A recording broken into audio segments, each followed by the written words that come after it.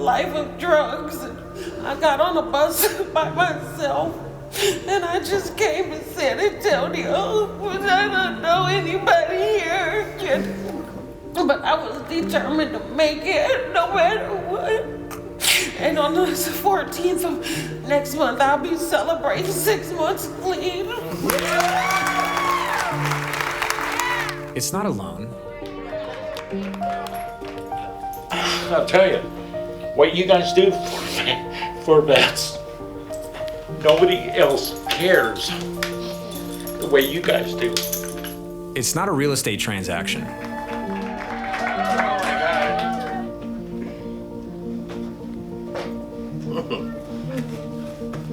He's been waiting for this day, and now he's tongue tied. It's hard trying to find somebody to even look at us and even hear us out. You know, a lot of times dealing with PTSD, I have a hard time. It's a family. One time I was a heroin addict for 35 years of my life. But July 18th of 2010, I gave my life to Christ. And 4 years ago, I asked God for a hope. It took 4 years for me to get hope. But God is good. Amen. Yes. And it's a home. We need to act like it. What y'all have done to help us out today could have been done without God. It could have been done without Him. Thank you. Thank y'all. I want to thank you all for being a part of our program today, The Truth About the VA Home Loan Benefit presentation. I know y'all could be doing a ton of things here this gloomy Saturday morning, but you chose to tune in and get educated about your VA home loan benefit. If you guys would just oblige with me, and we'll just open this presentation up in prayer.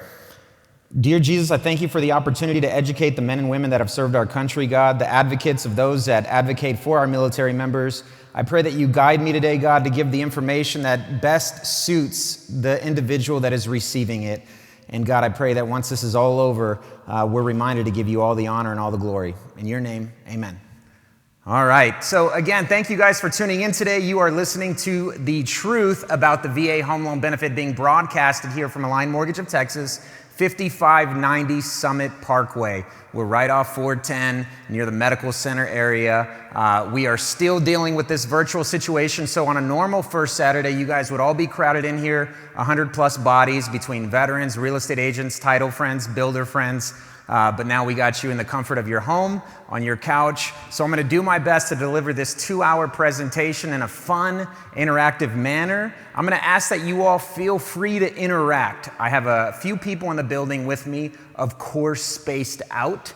And they'll be interacting right back with you because we got some fun giveaways today. We got some gift cards that we want to make sure you go home with. So the way to win today is with interaction. You can heckle me, you can challenge me. I still have a lot to learn myself, but today we're going to be talking out of the VA guidelines. Chapter 4 specifically, which is the VA pamphlet 26 Tax 7, Chapter 4 being the credit and underwriting section of how VA loans are originated. So I want to welcome you all to the truth about the VA home loan benefit.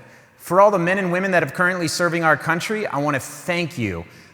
We know that right now we're in unusual times. We know that we're fighting a different bad guy right now, but we haven't forgotten those that are currently serving wearing the uniform. And without y'all, we don't have this amazing benefit. We don't have the opportunity to have the freedoms and the rights that we have. Myself, I'm a United States Navy veteran. I'm a fast attack submarine sailor out of Pearl Harbor, Hawaii. I was a nuclear engineer on fast attack subs. So go figure, I love reading tech manuals. I love reading guidelines. I love reading policy, kind of an introverted side of me that some of y'all may not know as you're just used to seeing all the videos and the loud noises. But I want to thank those men and women that are serving. I want to thank the dependents of, the spouses of, all our military spouses out there. Thank y'all. We know that it's not just one service member in the family. It's normally the whole family that serves while one is serving. So thank you all. Also a shout out to Mama Rosie's. I want to thank my mom who is always sponsoring these events. Again, one of the benefits of being in the building is you'd be eating some pan dulce right now, maybe some breakfast tacos, but Mama Rosie is still helping out, still feeding the staff. Also to my Align Mortgage family. We got a media crew here today. We got Charlie, Saulo, Priscilla, Clarissa, Wendy, everybody that's helped prepare this moment, this day. I want to thank you all for all the effort and the energy put into this so that I just have to come up here and do my best to deliver this presentation. Our main goal today, we have one specific goal, and that's for anybody that has worn the cloth of our nation, having the opportunity to own a piece of the country that they've helped defend, right? We understand that this is not for everybody. Homeownership is not for everybody. It's a big obligation, it's a big responsibility, but our goal is to present at least the opportunity. Because right now, the reason for the birth of this presentation is there's an epidemic. Outside of COVID-19, we also have a problem here in Military City, USA. And that's that only 15% of our veterans that call San Antonio home own a piece of the country they've helped defend. 85% of the men and women who have a VA home loan benefit or have a certificate of eligibility are not utilizing this benefit. And we see that as a big, big problem. And although I'd love to just blame it on lack of education, I don't think that's necessarily it. I think it's also due to lack of motivation. So this presentation is not just PowerPoint by death. I'm not just going to hit you with a bunch of facts that you could get out of the VA guidelines yourself.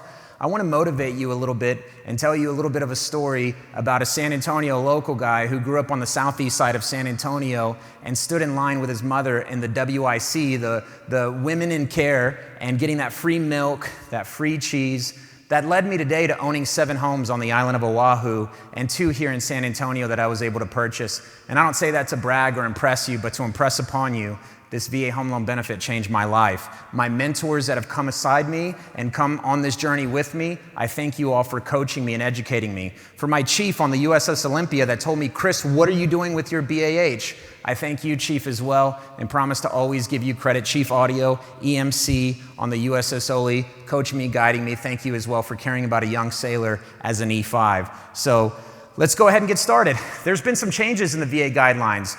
We all know, for those of you all who are already involved in the VA home loan benefit, that there's been a big change, and it is the Vietnam Blue Water Act. Now, before we get too far ahead, if I have anybody that's already attended this briefing, can you guys just go ahead and comment? Again, this is going to be an interactive thing. If this is the first time you've heard it, let us know. If this is the second, third, all my OGs, everybody that is always here on a Saturday, the first Saturday of every month, let us know that you're here right now. Get involved. Although, we can't hear you, I can feel you guys watching, and I'll be watching for the comments and things like that. But yeah, so back to the Blue Water Vietnam Act. We've had a lot of individuals asking, what is this big change that's occurred in 2020? So it actually started in 2019. There's been legislative that was passed, and we had a problem, right? Our VA had a problem. We have a lot of Vietnam veterans that have been exposed to Agent Orange and hadn't been compensated for this disability, for this situation. And so the way the VA solved this problem is by putting it into the VA home loan benefit. So what they've done is they've increased the VA funding fee, and I don't want to get too far ahead because I'm going to cover what that means about halfway through this presentation, but they've increased the VA funding fee, so anybody that's purchasing with the VA home loan benefit is going to have a slightly higher funding fee, but keep in mind that this is going to our Vietnam veterans, those that have been exposed to Agent Orange. So what Congress is thinking is by adding a little bit more to the funding fee, that we're going to get enough compensation to actually support these Vietnam veterans that have been waiting for a long time for that compensation. So a little bit of a sting to you is the whole world to maybe one of our Vietnam vets. And we're grateful for all of our Vietnam vets that are serving or that have served that are still living here in San Antonio and all across Texas. Thank you all. Appreciate you tremendously. My father was a Vietnam veteran himself, passed away February 2015, but I'm super grateful, hold a special place in my heart. Okay, let's get into this. What is the VA loan limit here in the great state of Texas? I'm going to give you guys about 10 to 15 seconds. This is one of the interactive points where we're going to be doing a drawing, making sure that you get either $50, $100, $200. We got about $200 in gift cards that we want to give away today. So question number 1, what do you think the VA loan limit is here in Texas? Okay. Now, when I talk about the loan limit, we got to kind of break this down into a couple of sections, right? Because there isn't really a loan limit. When we talk about 100% financing, there is a loan limit. That means that you can go up to a certain amount without having to worry about a down payment. But once you go above a certain amount, you're now entering waters where you have to put a down payment down. And then the second part of that is, if you're following along with the VA home loan benefit, you know that they've also removed the ceiling for a specific group of our veterans, and let's get into that. Here's the situation. If you guessed $417,000, you'd be wrong, but you would have been right for a really long time. For many years, 90% of the United States of America had a VA loan limit of $417,000. Again, this was the loan limit for 100% financing. You can go over this amount, but you just have to put 25% of every dollar you go over. But for a long time, $417,000 was the VA loan limit. And in 2017, it was like somebody woke up, right? We saw a change, and it was only about $7,000, but we all got excited. $424,100. In 2018, they raised the VA loan limit to $453,100. All right, we're starting to keep up, right? We're seeing that trends are growing. Real estate is becoming more expensive, so the VA and the FHA loan limits were keeping up with it. In 2019, it went to $484,350. And then this year, we're sitting right now at $510,400. So this is the right answer. The VA loan limit in the great state of Texas, along with 90% of our country, is $510,400. Again, this is only if you have 100% financing. If you go over this amount, you just have to put 25% of the difference. Now here comes update number one. Again, there have been some updates as of January 1st, 2020 from this act that passed in 2019 regarding our Vietnam veterans. The Blue Water Act update number one. There is no longer a down payment required if you do want to go above the county limit. I already told you the county limit is $510,400. The old way was if you went above, you had to put 25% of the difference. So if you wanted to buy a $710,000, $400 home, $710,400 home, the old way said you had to put 25% of that difference, which would have been a $50,000 down payment. The new way says you don't have to put anything down. You want to go buy a $710,000 home and not put anything down? Have at it. You want to go borrow $1 million and not put a down payment? Have at it. Of course, you still have to income and credit qualify for this loan, but the option has now been given to where if you have full entitlement, you do not have to put a down payment going above the county limit. Full entitlement being the phrase right there. So what does full entitlement mean? Any veteran who has never used their VA home loan benefit has full entitlement. Any veteran that has purchased a home, maybe in another city, and then has come to San Antonio, Texas, and they sold that home in the other city and had their entitlement restored, they have full entitlement. Those that do not have full entitlement are people that currently have a VA home loan right now. So let me give you an example. If you were living in Killeen and you decided to buy a home in Killeen for $200,000 and you came here to San Antonio, Texas, you have partial entitlement unless you sold that home in Killeen. But if you still own it and you're renting it out, then you are subject to the county limit here in San Antonio, which would be $510,400. You would subtract the $200,000 that you used in Killeen, and you'd be left with $310,400 that you could use for 100% financing. If you wanted to go above $310,400, you'd have to put 25% of the difference. So the only individuals that can go buy $1 million home in the Dominion with no down payment, again, are veterans with full entitlement, meaning you've never used your VA home loan benefit, or you have and you've sold that property since, or you have and you've refinanced out of the VA loan into a different type of loan product since. So make sure that you check with your local lender or shoot us a message here on this post and let us know if you want to know if you have full entitlement or partial entitlement. Okay. Just a caution, a lot of people ask me, a lot of veterans ask me, Chris, do you think that this is a good deal? Don't you think this is hurting veterans, allowing them to buy $1 million house with a no down payment? Now, I try not to get too emotionally involved on my perspective of whether or not a veteran should put this much down, that much down, or nothing down at all. The whole thing is understanding what your monthly payment is going to be. Your principal, interest, taxes, and insurance all make up this one monthly payment. So be careful, because the old way says that if you bought a $710,000 home, and you put $50,000 down because you had to, your monthly payment would be about $3,000. The new way says if you buy a $710,000 home and you don't put anything down, then your monthly payment will be about $3,200. If you can stomach that extra $200 and it doesn't affect your day-to-day, I'd say, well, you get to make a decision that is in your best interest.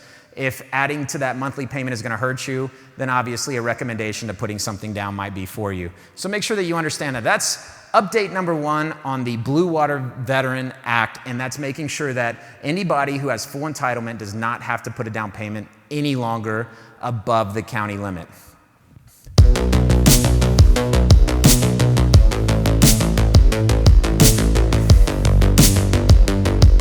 Getting into who's eligible for the VA loan. I'm hoping that you're not just watching this Saturday morning because you have nothing else to do. Ozark is on Netflix, Tiger King if you haven't watched it, but maybe you stumbled across this and you're thinking you're eligible, but let's figure out who is eligible. Everybody, this is my mom. My next brother. I'm gonna have a little trouble with this too, but Sib and I were able to do something today that I didn't think I'd be able to ever do in my life, but Mom, I just want to let you know as long as we're alive, you're gonna have a place to stay. Thank you.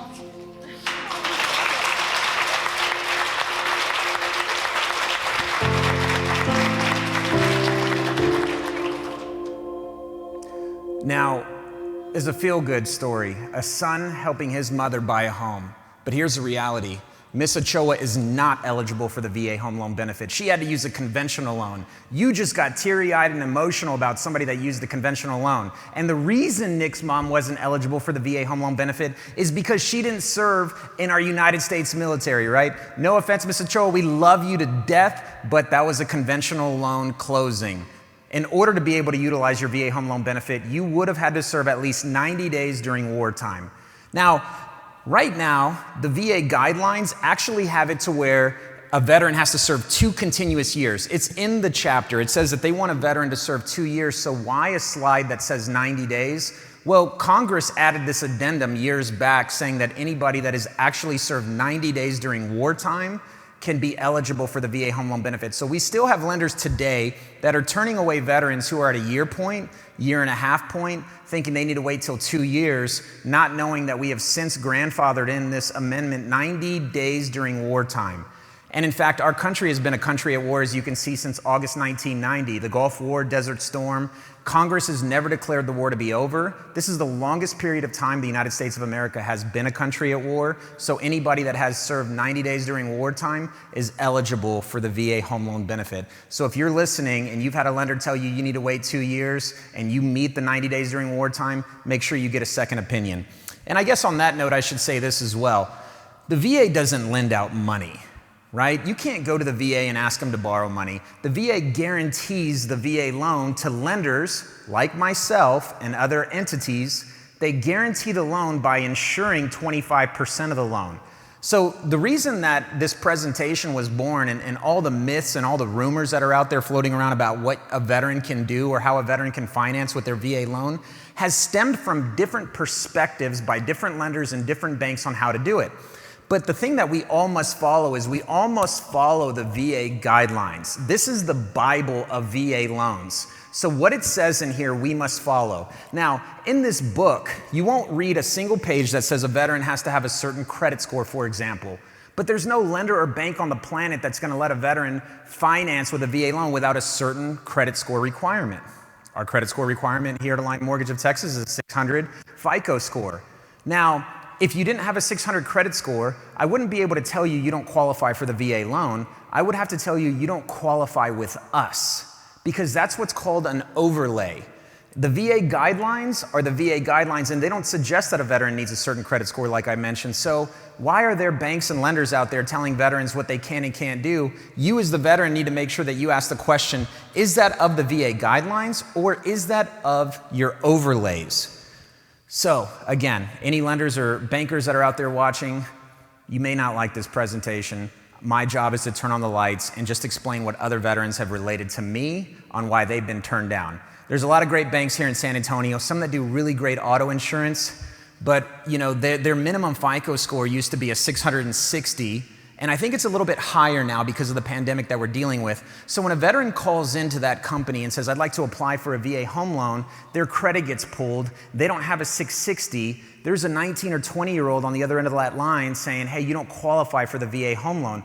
Well, that couldn't be further from the truth. They don't qualify with your organization, and that's how you need to say that. And I'm not telling you that you, of course, hey, go call this other company, because people are obviously in this also for profit. So they would lose a ton of money if they were turning down veterans and sending them to other entities.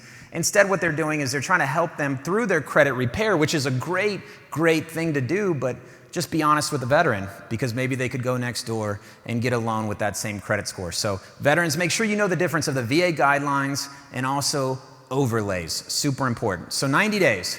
If you didn't meet 90 days, then maybe you meet 181 days during peacetime. If you fit into one of these categories, you also are eligible for the VA home loan benefit. Reservists and National Guard members, you were not always eligible for the VA home loan benefit, but in the 90s, when Congress grandfathered reservists and National Guard members to be eligible, one thing they didn't do is they didn't pick up the phone and call all of you and say, hey, things have changed with your benefit, make sure you go take a look, right? Because whenever our milk goes bad, we throw it away and we don't go look to see if it's fresh again, right? We just leave it. So there are so many reservists and National Guard members out there that have no idea that they are eligible to buy a home with 100% financing. They have no idea. And all you've had to do is at least 6 years. Now it's not really 6 calendar years, it's 6 years worth of points, right? So as reservists and National Guard members know, you have to serve a weekend a month, 2 weeks a year, and as long as you meet all your service requirements, that counts as a full year. You do that times 6, you're eligible for the VA home loan benefit. Reservists and National Guard members that get activated. If you're a reservist or National Guard member that gets activated under Title 10 orders, which are federal regulated orders, you're eligible for the VA home loan benefit as long as those orders are, you guessed it, 90 days. You get activated for 90 days and you show us a DD-214 that you were activated for Title 10, you're eligible for the VA home loan benefit and you no longer have to wait those 6 years. I'm not talking about Title 32 orders, those are state orders, and those are more orders that send you maybe to Pensacola for flight simulator school or some sort of training. So this is Title 10 federal orders, meaning you're basically getting sent to go fight. And we want to thank you, reservists and National Guard members who are tuned in today, who have been told maybe that they don't have a benefit. You absolutely do if you fit into those categories. Who else is eligible? Anybody who's been discharged from a service-connected disability, spouses of prisoner of war missing in action, and the category that's most important to me, the unremarried spouse of a veteran who has died in service or from a service-connected disability. There's a lot of surviving spouses out there who have no idea that they are eligible for the VA home loan benefit. And whenever a spouse loses their loved one in the military, they're assigned a liaison to get them through all their benefits, and they have a lot of great resources of people in the military who can keep people up to date on what those benefits are.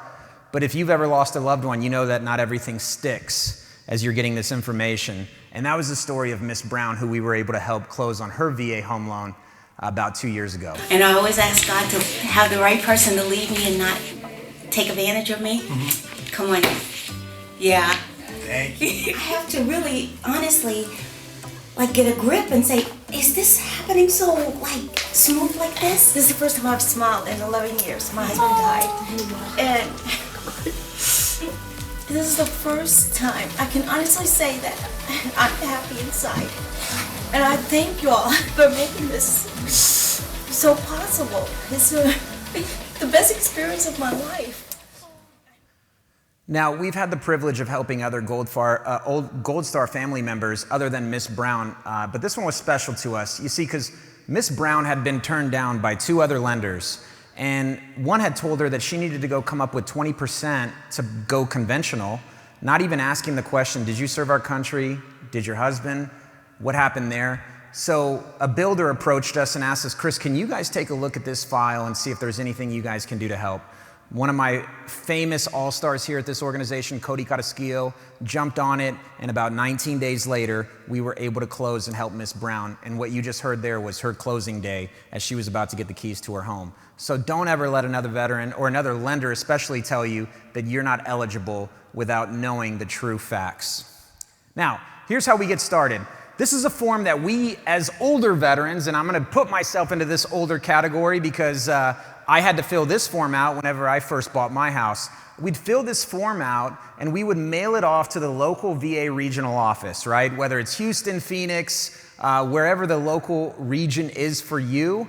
And you would hope that you filled it out correctly and you would get something like this in the mail about 6 weeks later. This is your certificate of eligibility. Well, they've made it much simpler now. You can go on to ebenefits.gov, and if you've never been on that website before, because it's not that exciting, I understand, but if you've never been on that website before, you may need to create an account to be able to access your certificate of eligibility.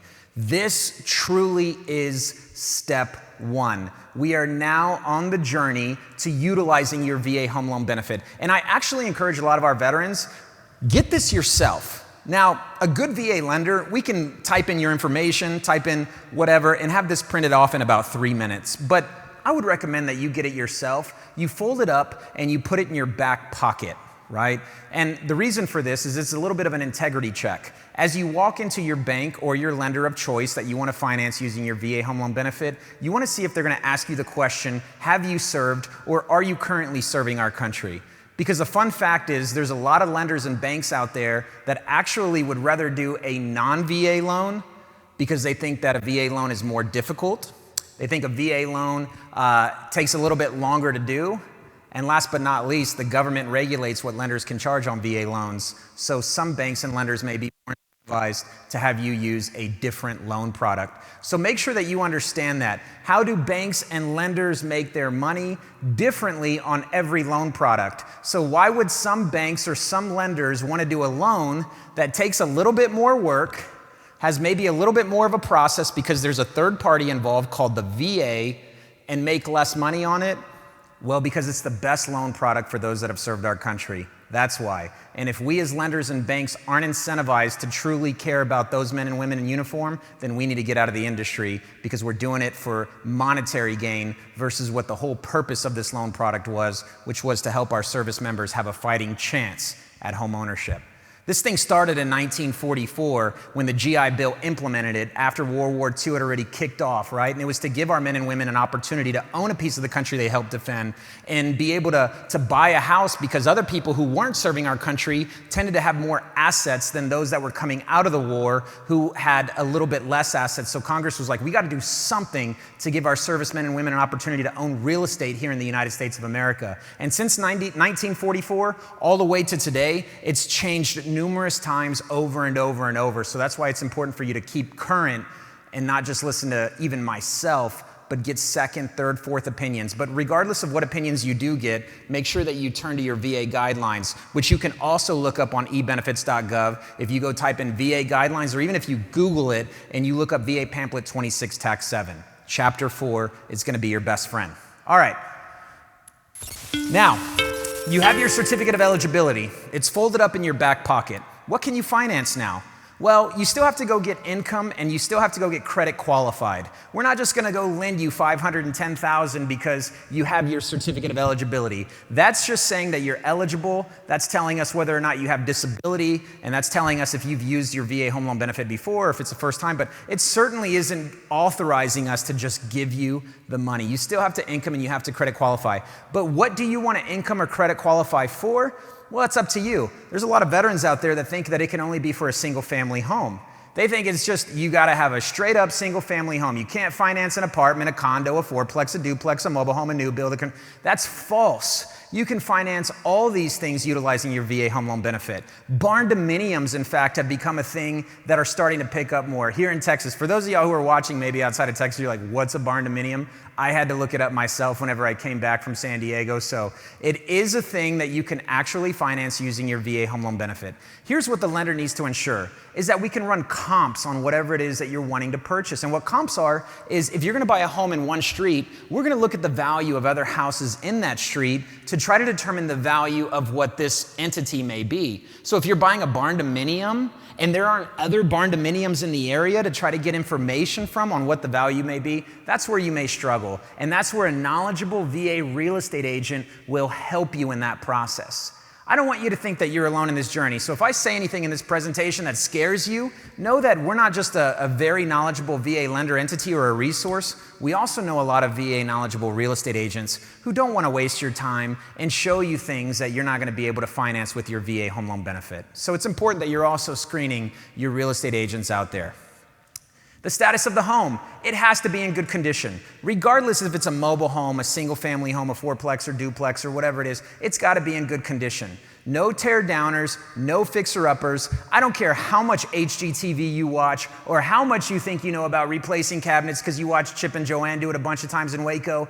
You cannot buy a tear downer or fixer upper. And the way we're going to catch you is there's 2 inspections that take place during this home buying process. One of them is required and the other is recommended. The first inspection is your home inspection, and that is to give you, the consumer, a warm and fuzzy about the home that you're buying. They're looking at the integrity of the home, they're looking at the electrical work, the water pressure, they're crawling around, and they're looking at the bones of the home to let you know what they would fix if they were you. Now, you and your real estate agent can take this home inspection and you guys can negotiate with the seller and say, hey, our inspector found some problems and we'd like you guys to fix them before we proceed. Or we would like a credit for some of these things and we'll just fix them ourselves. Now, that is highly recommended. If this is going to be one of the biggest purchases of your life, a home inspection is absolutely recommended. But the one that's mandatory is actually an appraisal. So you're going to spend about $550 getting an appraiser out there. And what an appraiser is looking for is 2 things. One, the value of the home. We have to make sure that you're not getting ripped off, that the value of the home is actually the money that you're going to be borrowing. And the second thing is the health and safety of the home. And it's found under the MPRs, the minimum property requirements. This is also in the VA guidelines. Real estate agent friends, if you haven't looked after chapter 10 in the VA guidelines, you need to scroll back there because it talks about what a VA appraiser is looking for whenever doing a walk around in that house. So you can print these MPRs out, the minimum property requirements, and as you're showing the veteran a home on a beautiful Saturday afternoon, make sure that it's checked off on that list. An appraiser doesn't want broken glass in the home. An appraiser doesn't want paint chips on the bottom of a house where a child can walk past, peel it off, put it in their mouth, and hurt themselves. An appraiser wants to make sure that the electrical outlets have cover plates on them so that somebody can't just stick a knife in there and electrocute themselves. So there's all of these specifics that I know we get emotionally involved real estate agents and we're like, the appraisers ruin everything, but they're simply following MPRs. And if you were to challenge them because they're human and they get some things wrong, then the way you're going to challenge them is through those MPRs. So real estate agents and veteran friends out there, as you're looking at homes, we need to make sure that you understand that appraisal process. One, you're looking at the appraisal for the value and also for the health and safety of that home. Okay? So no tear downers, no fixer uppers. Also, the home has to be completely permitted. Now, why this is an issue is we have a lot of individuals that buy houses and they all have a friend or an uncle or a father or a mother who know how to build bathrooms or know how to have additions built on the home. And if you just buy them a case of beer, they'll do it for free, right? Well, the problem with that is some of them don't go down to the county and get permits for this stuff. And if there's electrical wiring or plumbing that is required in the addition of the home, oftentimes those things need to get permits. And so if you're trying to buy a house that has a structure that hasn't been permitted, the VA may have an issue with that, and at best, they just won't be able to give value for it through the VA appraisal process. Now, if it doesn't have a lot of electrical and somebody just closed in a back porch, there's times where we can get around that and just have the veteran, sign a document saying it's a hold harmless letter saying that if this patio falls on my head next year, I won't sue the VA, right? There's things that we can get worked around, but the best thing to do is make sure that your real estate agent understands the home has to be completely permitted. All improvements need to have documentation, and it's for your best interest too, because if you decide not to keep this home forever and you go to sell it, you're gonna want those permits to make it more valuable.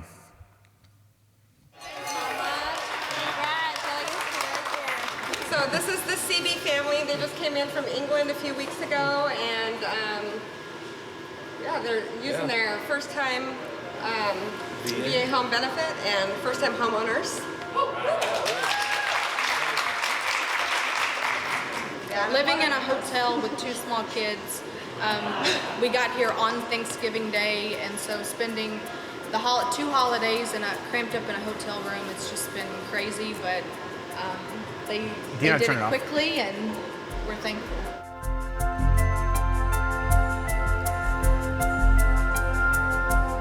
As you heard, the CB family reported here, and they were living in a hotel while waiting for their home. So in my opinion, real estate agents, lenders, everybody that's involved in the home buying process for our veterans, we owe it to them to make sure that we're doing these inspections correctly. We owe it to them to make sure that we're doing due diligence, so as they're waiting patiently in that hotel room, having PCS'd from another country, that we've crossed all our T's and dotted all our I's, and we are ready for closing day per that contract. So thank you for the testimony, CB family. Thank you to everybody that was involved. And thank you to Align Mortgage for caring about the details of a VA home loan transaction.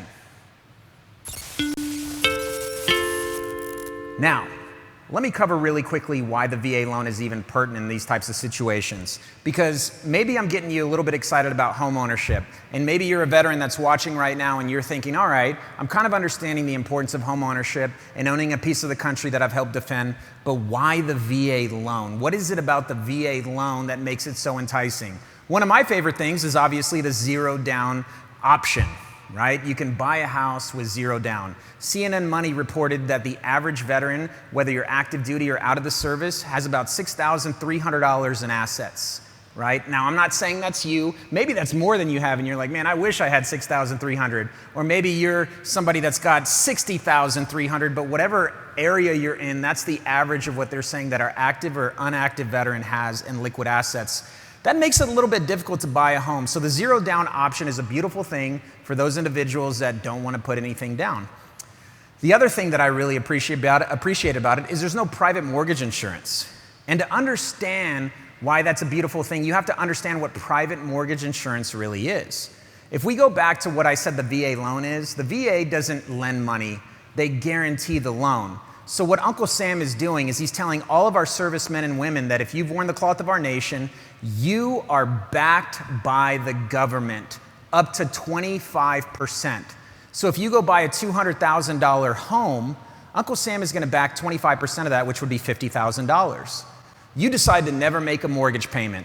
You're saying, that's it, I own the home now, or you think you own the home now, I'm not going to make any payments. I promise you, you're wrong. The lender will get that money back, right? So what they're going to do is they're going to short sale it. And they don't have to go get $200,000 for it. All they'll need to do on a short sale is get at least $150,000 for it, because they know that Uncle Sam is going to guarantee the other $50,000, and we get this house off our books.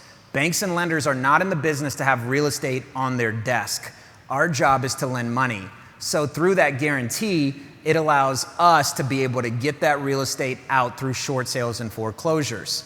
For those that didn't serve our country and those that don't have a VA home loan benefit, you have to put 20% down on a conventional. You are your own guarantee in that way, because you're giving the lender a little bit of equity so that if you default on the loan, they have a little bit of a down payment, a little bit of a cushion, 20%, to where they can offload this property and not have to worry about waiting for the best offer to come in.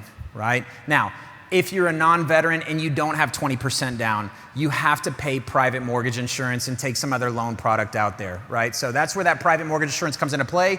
It allows our veterans to utilize their VA home loan benefit, put zero down, and still not have to pay private mortgage insurance, as opposed to anybody else more than likely will have PMI. Another thing that I love about the VA home loan benefit is it has this amazing thing called the VA IRRRL.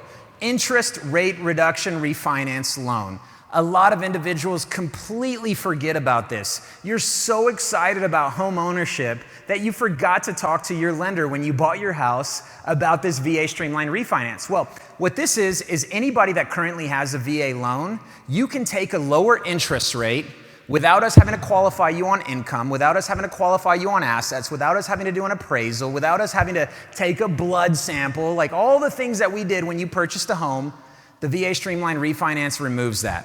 So what we would do for a veteran who's been in their house for at least 6 to 7 months is we could take a look at the interest rate that you closed at and reduce that interest rate through a VA Streamline refinance, saving you some money immediately, having you skip 1 or 2 months of a mortgage payment, and a ton of interest over the life of the loan. So right now, based on a 30-year fixed, what we were seeing on Friday was about a 2.75%. So I would encourage any veteran that has a 3.25 or a 3.375% interest rate, make sure that you leave a message, comment below. We need to take a look at your situation. You may be giving too much interest to the bank. And through the vehicle of the VA Streamline Refinance, we can immediately start saving you some money. Doesn't it cost extra fees, Chris? Well, everything has a cost to it. And that's where we have to determine, is the bang worth the buck? Are you saving enough money for what it's gonna cost in order for us to give you a great opportunity to save some money? We may tell you no. We may say, hey, this thing is not worth it for you, stay put, but let us know how we can help you there.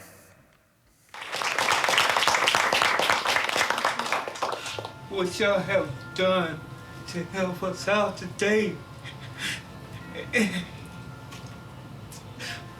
could have been done without God. It could have been done without Him. I never get enough credit for saying that. I don't give Him credit, but thank you. Thank y'all. I really appreciate what y'all did for us. We thank you all very much. Thank y'all. Thank everybody. Thank you so much. To God be the glory. Amen. Amen. A powerful testimony from the Burns family that had struggled with other lenders, other hoops that they were having to jump through, hurdles that they were having to jump through, because again, they were not being given the truth. And that leads us to the next section, some of the myths that are out there about the VA home loan benefit. We've already talked a little bit in regards to every bank and every lender having different overlays. If you look right now, since this pandemic has started and COVID-19 has entered into the lives of our community, we have seen a lot of banks and a lot of lenders increase their overlays. Maybe a lender that told you 6 months ago they could help you with at least a 580 credit score is now requiring a 700 credit score. Maybe a bank that told you 6 months ago that these were the interest rates, now these are the interest rates. So you have to understand what the difference of the VA guidelines versus lender overlays are. So let's talk about some things that just aren't true ever, regardless of whether we're in a pandemic or we're not in a pandemic. And one of those is that a veteran believes, and they shouldn't, but a lot of veterans do believe that in order to utilize their VA home loan benefit again, they have to pay off their first one. In order to use their benefit again, they have to pay off their first one. That couldn't be further from the truth. We understand that we can have multiple properties going with our VA home loan benefit. Let's go back to the example of Killeen. You're gonna buy a house in Killeen. You're stationed there in the United States Army. You spend $200,000, you live in there for a year, or you at least intend to occupy that property for a year, and then you get orders to San Antonio, Texas. You're left with the remaining balance, which we know in Texas has a $510,400 loan limit. You've already used $200,000 in Killeen. That would leave you the $310,000 to buy again with 100% financing. So there are some veterans that we know out there that have 2 and even 3 VA loans going at the same time. You buy a house, you live in it or intend to at least occupy it for a year.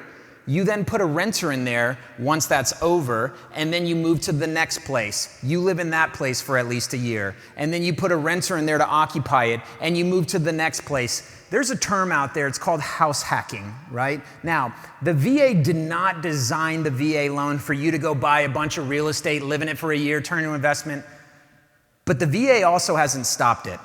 The VA wants to make sure that if you're moving from one place to another, there's a justifiable reason on why you're doing it.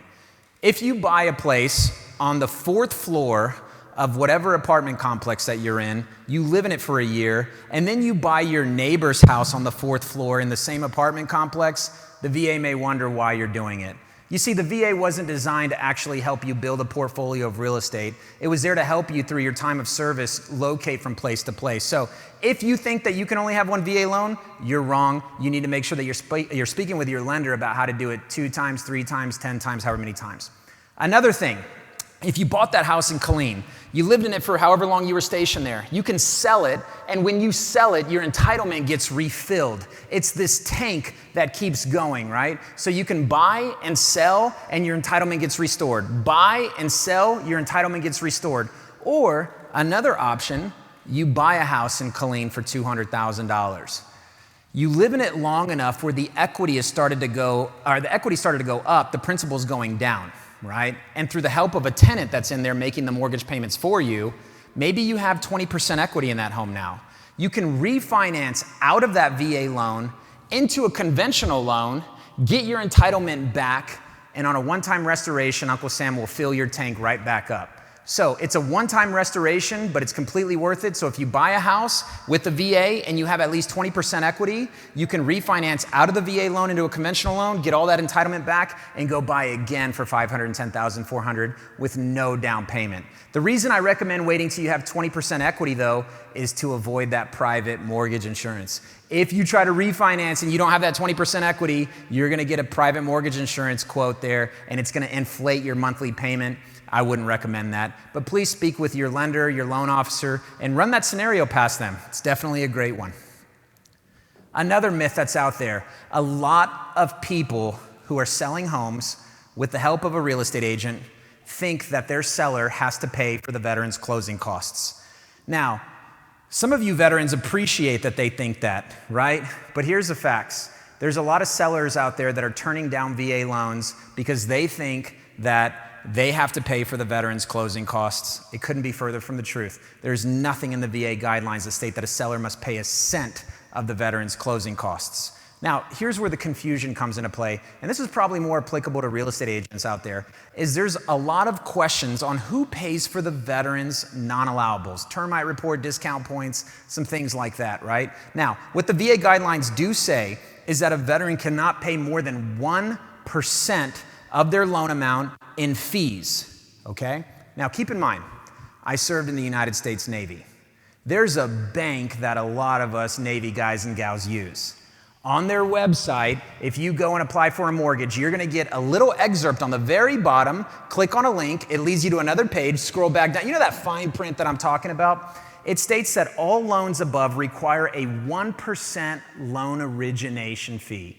So if I'm paying 1% for a loan origination, per the VA guidelines, I can't pay any more than that. So then there comes some conflict. Well, who's gonna pay for the termite report? Because the veteran is already maxed out on the fees they can pay.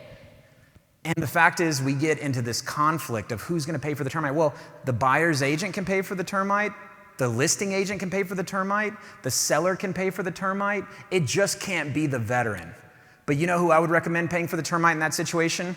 The lender that's charging them that 1% loan origination, because in our industry, we call those junk fees. And if you're gonna charge our veterans 1% in junk fees, you might as well go ahead and do them courtesy and pay for that termite report for them. So real estate agents, lenders, veterans, make sure you understand this. Don't let a veteran lose a deal over a $500 misunderstanding.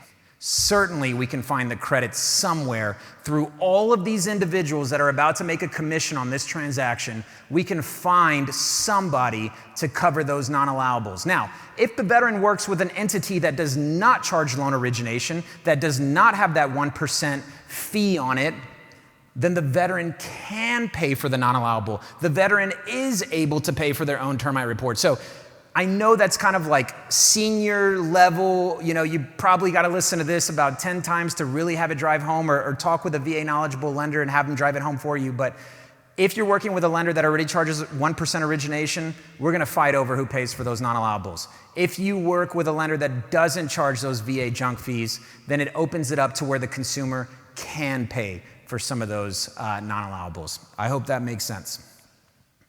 Right. Well, so the down payment, I can get a VA loan. So that's not a good idea. Oh, it's not? No, a VA loan is the most expensive loan. Unless you're disabled. Are you disabled? No, sir. Okay. The VA loan is more expensive than FHA, which is more expensive than a conventional.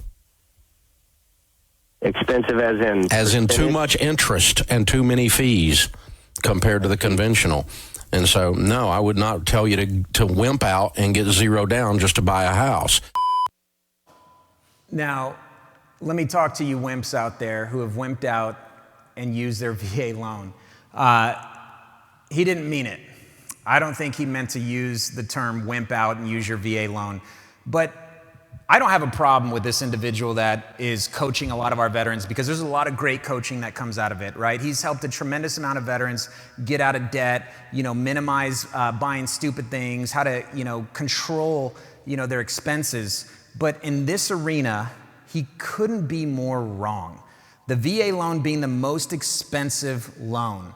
And so when I start trying to figure this out and break this down, what expense is he referring to?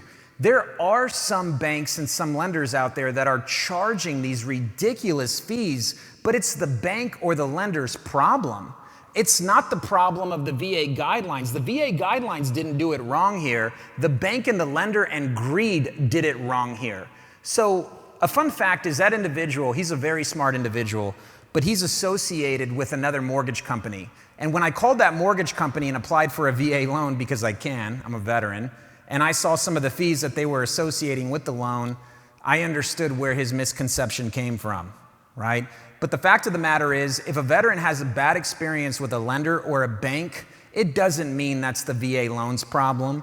It could very much mean that that's the bank or the lender's problem, and whatever dumb overlay they put on there or whatever junk fee they're adding to their quotes to try to get more gain, okay? So I hope that makes sense. Now, if he's not talking about the fees associated with the loan, he could be talking about the VA funding fee. And so I want to get into the VA funding fee and what the VA funding fee is, because this is something that is applicable no matter what bank or what lender you go to. Please do not think that you can go to another bank and get a discount on the funding fee or have the funding fee waived. The funding fee follows you bank to bank, lender to lender. What doesn't follow you are junk fees. Banks that want to charge processing fees or underwriting fees or origination fees, those don't follow you. Those are set by the individual that you choose to work with. So we'll get into some of that more in just a sec. Let me describe this funding fee though, and try to do my best to explain what it is. The purpose of the funding fee, as you guys and gals all know now, is one, it's helping our Vietnam veterans through Agent Orange exposure. So we now know that that was the reason for the increase. But the main purpose of the VA funding fee is it's what actually drives the VA home loan benefit. By us having to finance the funding fee into our loan amounts, it is compensating this VA home loan guarantee program. So whenever you mail off that form and you're getting your certificate of eligibility back 6 weeks later, there's somebody on the VA side that's plugging away at a keyboard, has to get paid, right? There's lights that need to get turned on. So that's the purpose of the funding fee. It's to actually house the VA home loan benefit, and we're all exposed to it as service members. But those that are not are individuals that have any service-connected disability.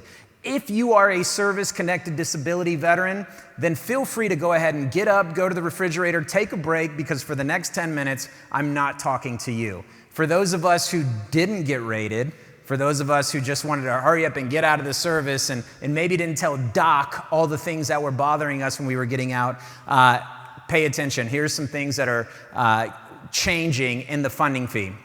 The way the funding fee works is, let me first explain the old way. The old way was, it was 2.15% of the loan amount. So when you're buying a $200,000 house as a veteran, you're not only borrowing $200,000, they're gonna add that 2.15% onto that amount, so you're really borrowing $204,300. That's the old way. The old way, it was 2.15% the first time you bought with your VA. The new way is they've increased it 2.3%, which is a 0.15% increase.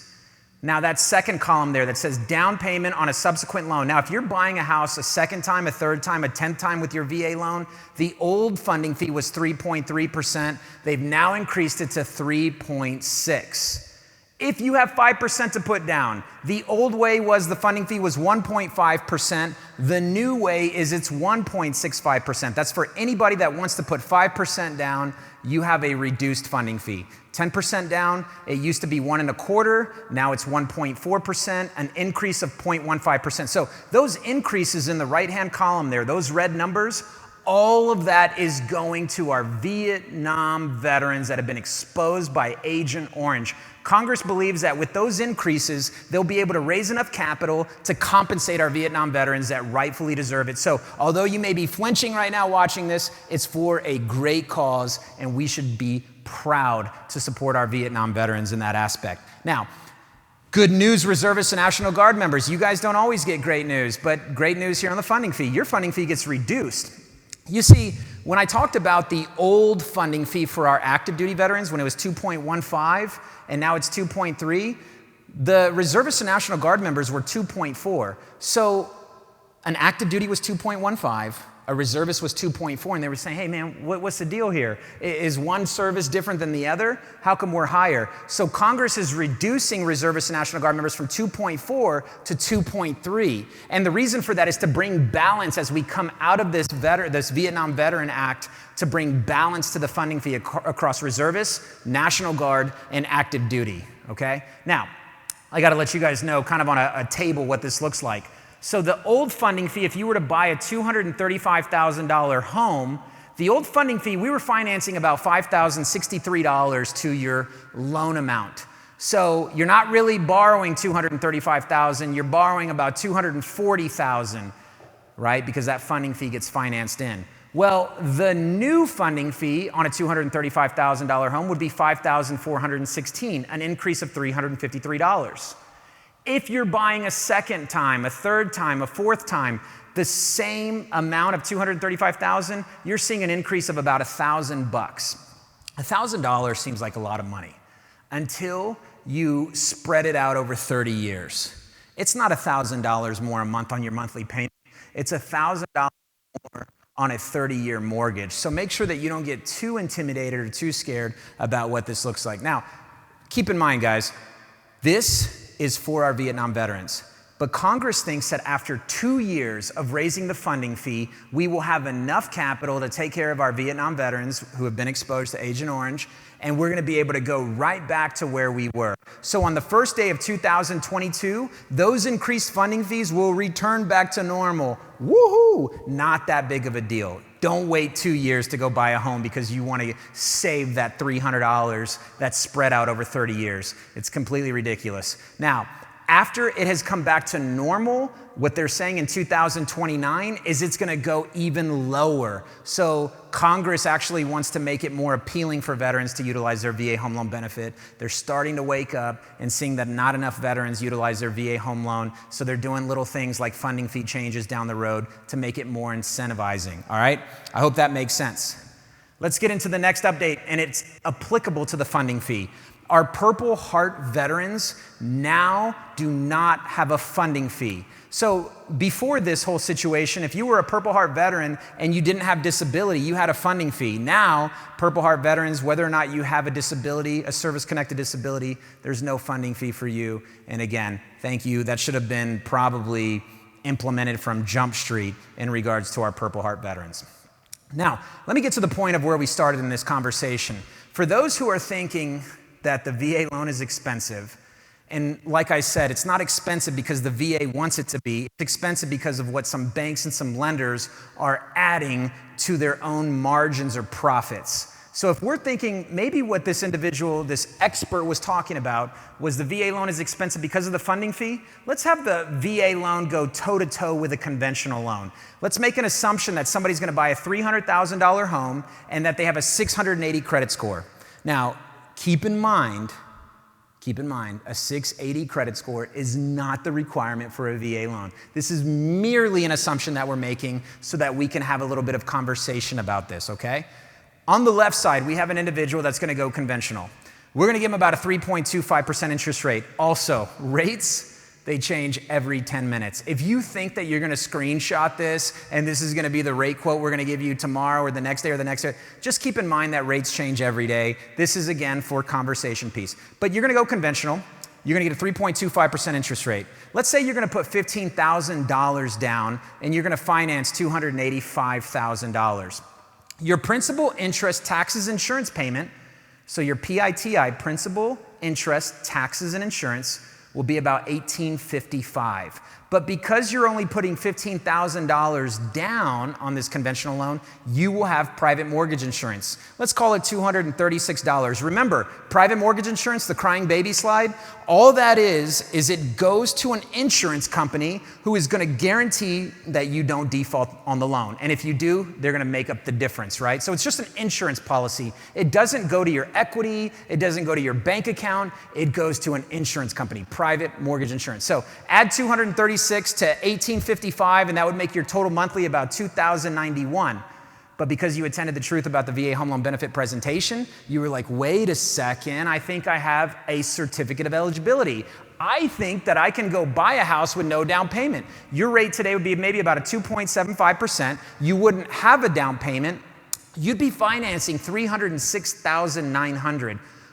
Wait a second, Chris. You told me the house was $300,000. I thought we were doing this assumption thing. Well, that $6,900 is your funding fee financed with the loan amount. So $306,900. Your principal, interest, taxes, and insurance payment was $1,878. You wouldn't have private mortgage insurance. Thank you, Uncle Sam. Your total monthly payment would be $1,878 for a savings of $213. And let me go back to this slide. What would you still have in the bank? The $15,000. If I did a true apples to apples comparison and actually put that same $15,000 down on the VA side, the savings would be even greater. So with all due respect, any financial advisor or any service individual that is coaching our veterans to believe that the VA loan is the most expensive loan, please stop, because you couldn't be further from the truth. All right, let's get into BAH. How important is BAH? In fact, I have so many acronyms for my OGs and for all the individuals that have attended this briefing before. You've heard me give you my acronyms, but I want to have a little bit of fun here. Comment below on what your acronym is for BAH. And this is a part where I used to have a lot of people in the audience, they would just spit it out. Now, we may have some young service members watching, so please be appropriate. What does BAH mean to you? And while you're figuring that out, we'll give you about 15 or 20 seconds to get creative and come up with an acronym. But let me explain. BAH hasn't always been BAH. Back in the day, it used to be called BAQ, Basic Allowance for Quarters. Ooh, I gave you guys a little bit of a heads up on what BAH is. But it used to be called BAQ, Basic Allowance for Quarters. And what the government would do is they would allow our service members to go rent out in town, and however much your lease was for, the government would match that. So if you were gonna go rent an apartment for $1,000, you would submit your lease, they would give you $1,000 a month. When BAQ converted to BAH, it wasn't talked about nearly enough. It wasn't educated on. Nobody said, whoa, we're about to take a lot more money from our taxpayers and inject it into the pay structure of our military members. And going from BAQ to BAH, this is what it did. If your BAH is $1,700 a month, and you decide to go rent an apartment for $1,000 a month, you still get $1,700 a month. It is a set amount that is based on locality and the zip code that you're stationed in. And you could totally decide to go live at home with mom and dad, and you still get all the BAH. You are now entitled to that BAH. And so the acronym is Basic Allowance for Housing. What it means is it's basic allowance for housing, and it is something that we need to wake up about because it is a very, very, very powerful part of our pay structure, active duty service members. And for you reservists and National Guard members, trust me, you get BAH as well. It's just called Type 2 BAH. And so although you're only being activated for 2.5 days a month, you get BAH for 2.5 days. You may not even recognize it because your LES has come out so inconsistent, but you're getting BAH Type 2, and that can be calculated as qualifying income. It's non-taxable income. It's income that the military gives us that we don't have to pay taxes on. Non-taxable income, BAH. My whole thing is, I like to say that it stands for be aware, homie. Or if you can't remember what basic allowance for housing is, buy a home. It's that simple. I don't think, and if you're a conspiracy theorist, maybe, I think that maybe the government isn't as incentivized for you to get educated on BAH, because if you're not, you may go decide to live on base housing. And when you live on base housing, you're getting BAH into your allotment section, and then it's coming out in your deduction section of your LES. So they're giving it, and they're taking it right back, and you're paying off the government's houses. Now, I know you love our country, but you don't have to love them enough to where you're buying their houses. You should be investing in yourself and your future generations. So don't let anybody fool you and ever use the term free base housing. There's nothing free about base housing. They take every single penny of your BAH and do not give you anything after 30 years, as opposed to where had you invested in yourself in 30 years, your 6-year-old, who's now 36, just inherited a home thanks to your good decision making. I don't know what causes people to give up hope in their dreams. What causes people to believe that something is too far out of reach? Why people give up on the idea of owning a piece of the country they've helped defend? I just know it happens. And as long as it's happening, I know we got work to do. Time to motivate. I'm not talking about mortgages. I'm not talking about real estate. I'm talking about surrounding yourself around individuals who are ready to take advantage of the opportunities they've been given. One of my favorite sayings is, the best investment on earth, well, it's earth.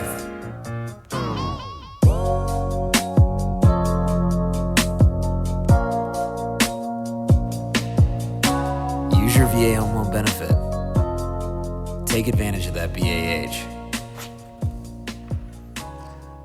544 Home Green Road. You'll see that on a lot of the videos that we make. That's my roots. That's where I grew up. Southeast side of San Antonio, off W.W. White and Rigsby area. I still have a lot of love for my Southeast San Antonio residents. But, you know, one thing about that house, 544, is, you know, we weren't getting really financially educated. My father being a Vietnam veteran, you know, he taught us about Jesus. He taught us about, you know, how to take care of each other. He taught us how to be fighters. But, you know, nobody was really teaching him how to build wealth through real estate. So naturally, as I got older, I wanted to follow in his footsteps. Every footstep, not just some of them. I wanted to follow in his footsteps. So all I had was the information that had been given to me growing up. First things first, let me join the military, make Dad proud. Served in the United States Navy on fast attack submarines out of Pearl Harbor, Hawaii. But the other footstep I was following in without even acknowledging was his financial literacy. I had no idea that I had no idea, if that makes any sense at all. And luckily, Chief Audio on the starboard side, that's the right side for you civilians, on the starboard side of engine room upper level on the USS Olympia one day asked me, what are you doing with your BAH? What are you gonna do when you get out of the military? Are you gonna go to do what your dad does? Are you gonna go work with him? We gotta wake up. And I was able to purchase my first home as an E5. And from there, I got excited. I got more knowledgeable. I joined the mortgage industry. I started reading more VA guidelines and understood how simple this process is. So I just want to ask you guys, along with not being educated, which is the number one reason a lot of people say they didn't use their VA home loan benefit, we have to also acknowledge that we're not as motivated as we need to be, right? So in order to help this point get driven with BAH, I'm going to show you an individual who has served for 25 years, because a lot of us military members, the problem that we make is we go paycheck to paycheck. And if you're not like that, good for you. Don't fall into that trap. I was like that as an E5. I went paycheck to paycheck living over in Pearl Harbor, Hawaii, that I'd run out of money too soon. There was too much month left in this pay period, right? You know what I'm talking about. You got 2 or 3 days left before the pay period comes around again. So you start asking your friends to hook you up. Hey man, you got lunch today, right? Or you start eating in the galley, even though you know that the galley food ain't that great. I understand, I'm right there with you. We're paycheck to paycheck. And so we struggle with this 10,000-foot view of how powerful BAH is, because we're only thinking, who cares? I'm forfeiting $2,000 a month. Let's look at the life of a service member over 25 years. For this example, we're gonna make a couple of assumptions. One is that BAH never goes up, which we understand BAH goes up often with inflation. So for this example, I'm gonna be very, very, very conservative. Let's make an assumption that somebody's gonna join our military and they're gonna start off in the military with one dependent. Does that ever happen? Quite often, right? So they're gonna start off as a young E2 at Travis Air Force Base. They're stationed at Travis Air Force Base for 2 years, where their current BAH is $2,232 a month. That's $26,700 a year for a total of $53,500 non-taxable dollars. This young E2 joined the military maybe at the age of 21, is now 23 years old, and has been given $53,500 of non-taxable income, no education, no financial literacy, just $53,500 saying, good luck, thank you for serving our country, make a wise decision with all this money. And keep in mind, this chart, this is nothing more than BAH. This isn't BAS, BAQ, this isn't foreign language pro pay, C pay, hazard pay, special duty pay, uniform pay. It's none of that. It's BAH only. So I'm only talking about a fragment of this young 23-year-old's military pay. They're now at Travis Air Force Base for another 2 years, for another $53,500. We're now sitting at $107,000. This person is now 24, 25, and has been given $107,000 non-taxable dollars for BAH alone. What do you think they're doing with it? I see a lot of Camaros parked at base housing. I see a lot of Jeeps parked at base housing with these lift kits and these stereos and these wheels. Hey, to all my E4s out there and E5s, I was you. Let me give you guys a quick heads up. You're not balling.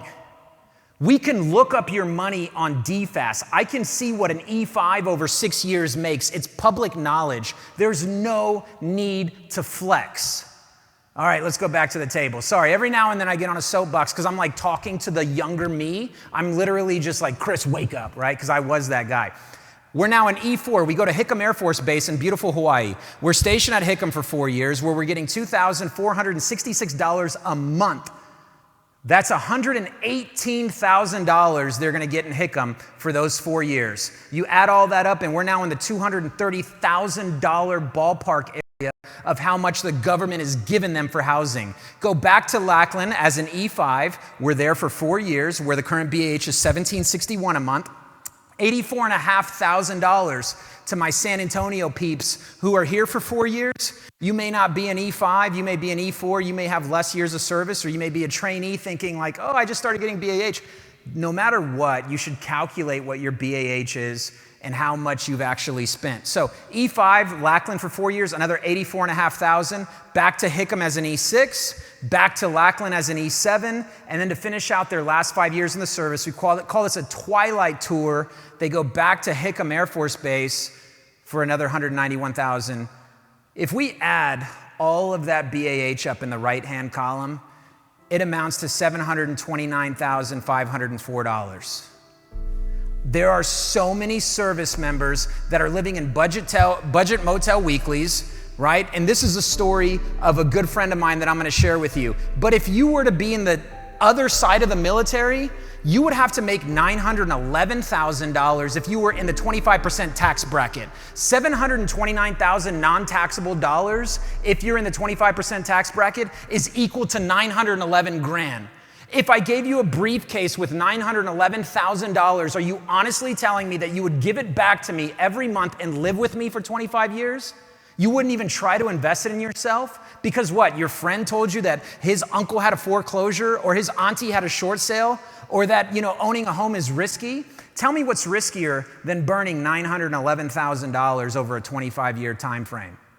I can't think of a lot. Now, for those of y'all who maybe think that I inflated any of the numbers, or Chris, you just chose BAH tables in higher cities, right? In cities where BAH is higher. Well, this was a story of my business partner's father, Anthony Michael Diaz. He served in the United States Marine Corps. He did 25 years serving multiple tours in Afghanistan, Iraq.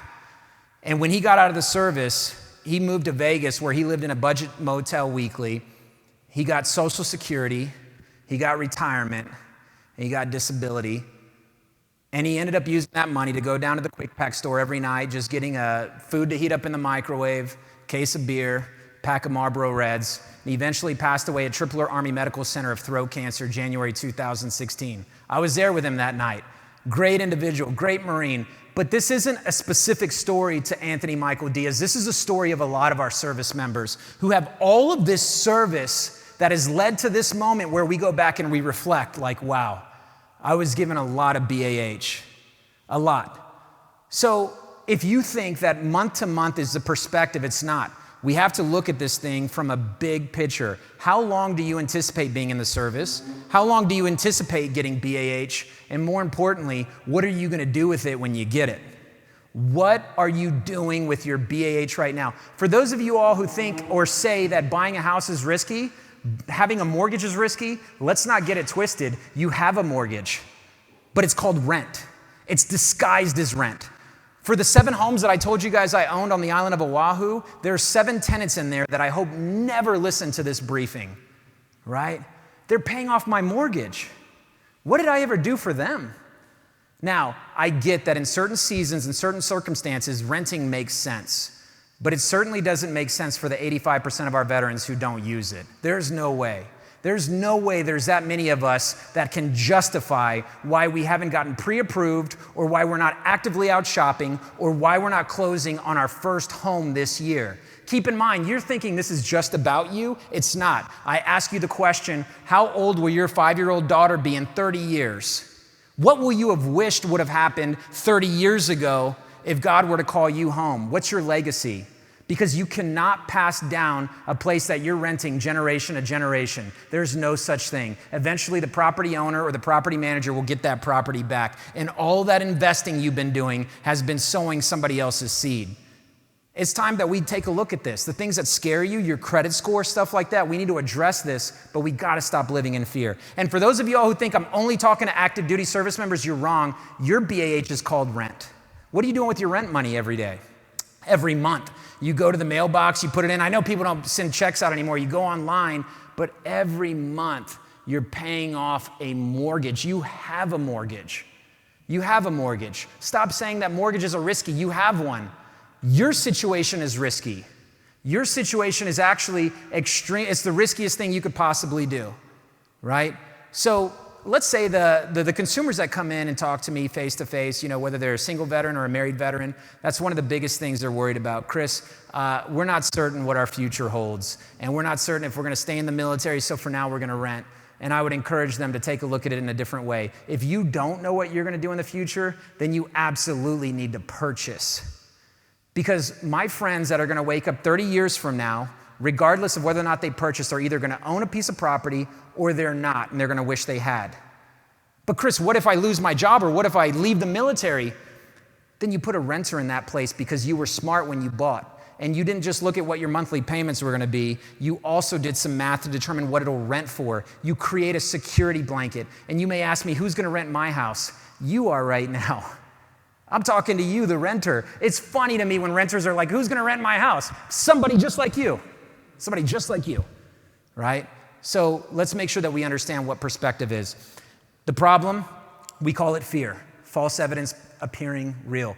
Now, for my believers out there, we understand that we weren't given a spirit of fear, but one of sound mind and power and love. And all of that comes from having knowledge. And knowledge leads us to wisdom. The knowledge of the VA home loan benefit, what I'm talking to you about right now, is not enough for you to have wisdom. You have to go out and you have to make a mistake. You have to go buy a piece of property that's going to have that leaky faucet in the third bathroom upstairs that nobody caught, and now you've been living in the home for a year and it's flooding everything.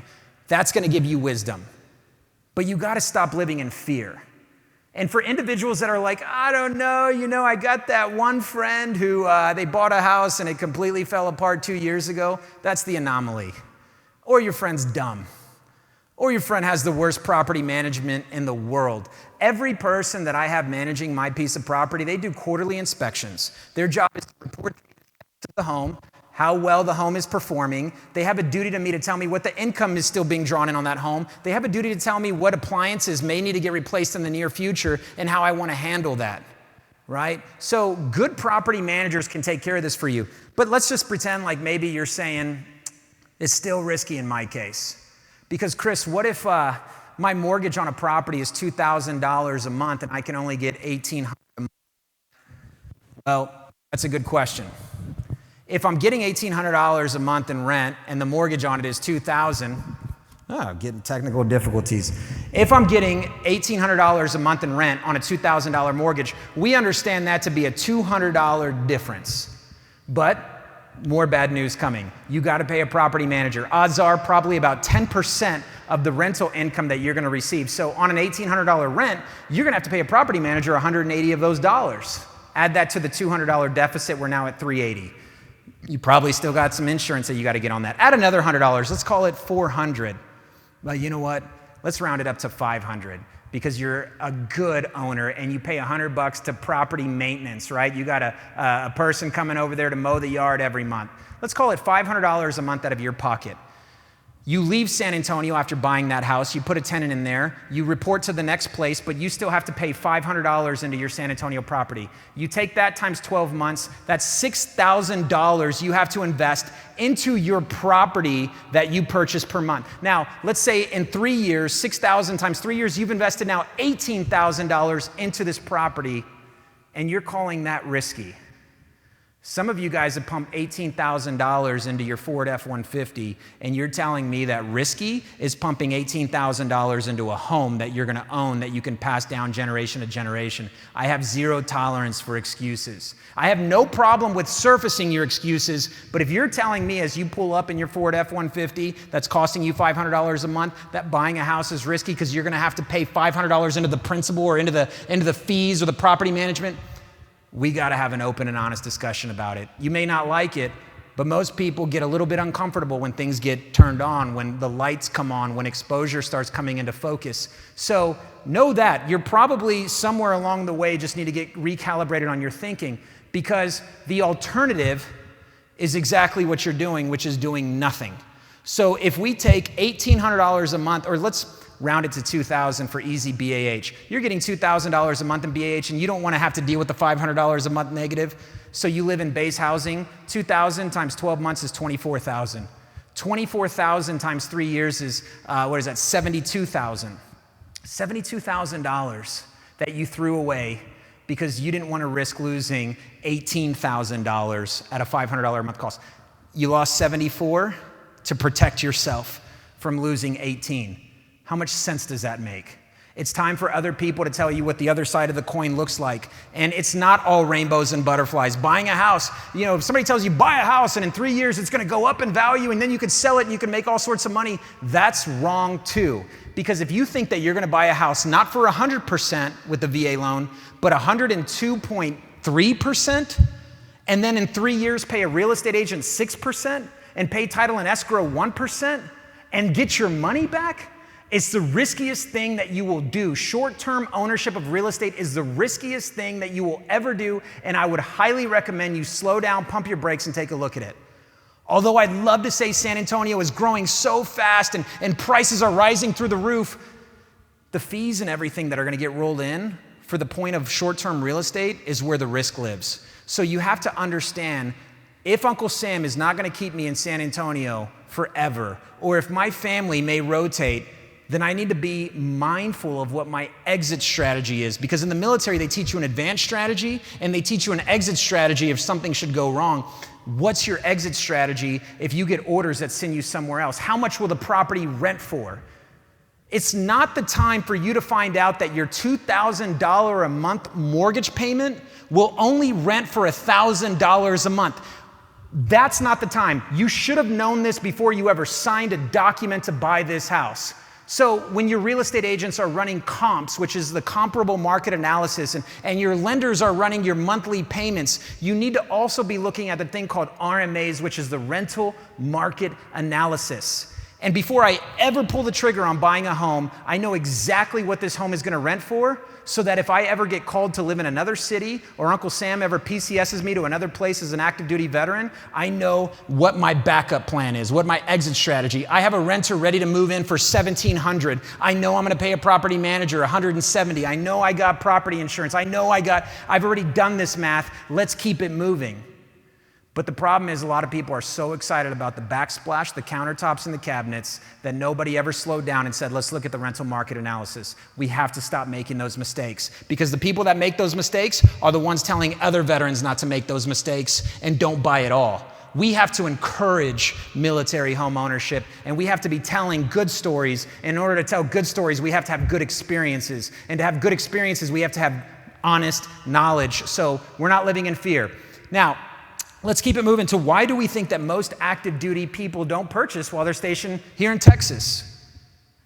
I want to know from you, why do you think that most active duty personnel don't purchase while they're stationed here in Texas?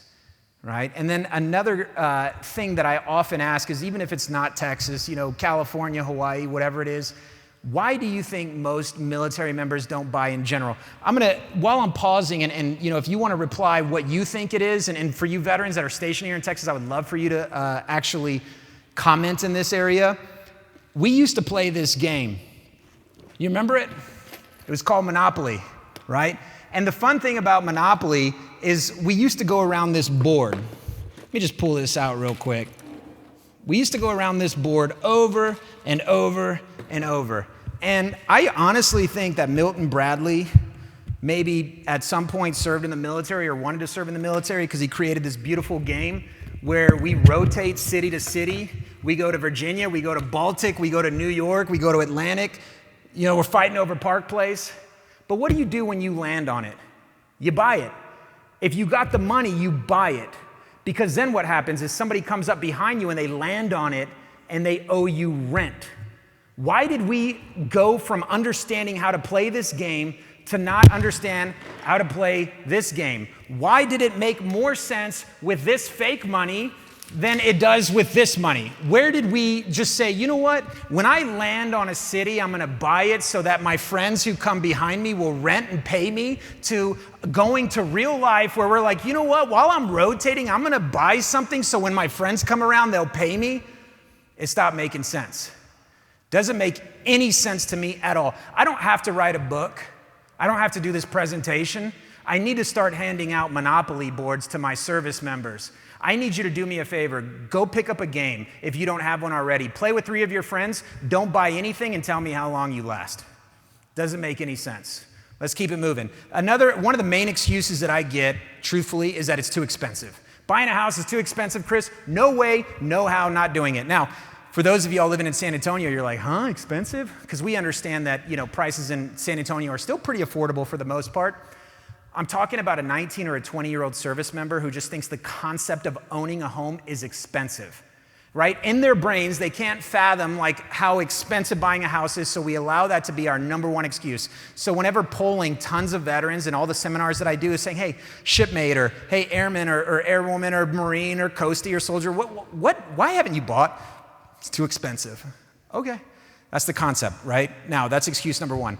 Excuse number two that we get is that they're only gonna be here for 3 years. Now, the first concept, I understand that, you know, thinking a house is too expensive. What I have a problem with is in comparison to what? If I told you that your monthly mortgage is $1,700 a month in this side of town or in this size home, and Uncle Sam is gonna charge you your full BAH, which is $1,700 a month, wouldn't you say that that's also expensive? Wouldn't you say that forfeiting your entire BAH is also expensive? Wouldn't you say, I mean, because why do we get to say that buying a house is so expensive? Well, what's the alternative? Renting a house. Isn't that so? Are you talking about where you think that your monthly payment is gonna be $2,000, but if you were to rent that same size home or that same style home, you're only gonna pay $1,000? You're wrong. Rent and mortgages tend to kind of coincide and they work together. So if you think one side's expensive, it's expensive on the other side as well. Now, if you have a sugar mama or you have mom and dad who just love your company so much, they want you to live with them forever, that's not expensive, right? I get it. Good for you. Now, for those of y'all who say you're only gonna be here for 3 years, I have a question. How long are you gonna be at the next duty station? 17? Is that the magical duty station when you're gonna buy a house? Well, maybe not that duty station, but what about the next duty station? How long are you at the next duty station? Well, how about the next duty station? So is it fair to say that you're only gonna be anywhere 3 years when in reality, you're only gonna be anywhere for 3 years for a total of 20 years? And because that excuse that you told me in 2020, where you're like, nah, Chris, I'm good, I'm only gonna be here for 3 years, it's now 2050, and you've only been anywhere for 3 years. Wouldn't you have wished that you didn't allow that to be an excuse? You're always gonna be living in these fragmented seasons of your life. And if you think that you're gonna go 3 years to 3 years to 3 years to 3 years and keep telling that same old janky excuse, man, good luck with that. That's a very dangerous way to live. At some point, you're gonna have to say, hey, wait a second. If I'm only gonna be here for 3 years, how do I maximize my opportunity? How do I maximize this BAH or this rent money that I'm using every month to own a home? How can I buy a house, know that I can live in it for however long I need to, and then a renter can come behind and rent that from me and have the renter help me pay this mortgage off, where I still get to write off the interest and the depreciation and the property management fees, and anytime there's any sort of maintenance issues there, well, you gotta wake up. I'm not gonna get into a tax class with you because I don't have much time left, but there are so many benefits with owning a home. You know, but there's not a lot of books at Barnes & Noble right now that say build wealth, pay somebody else's mortgage off. No way, they don't exist. My question, when are you gonna buy? Now, for my San Antonio friends, I have this Google image video that I made dating back, it's about a 30-year time frame. So as you turn your head to the top of the screen, you're gonna see the top curve of 1604. And let's look at the growth of San Antonio together real quick.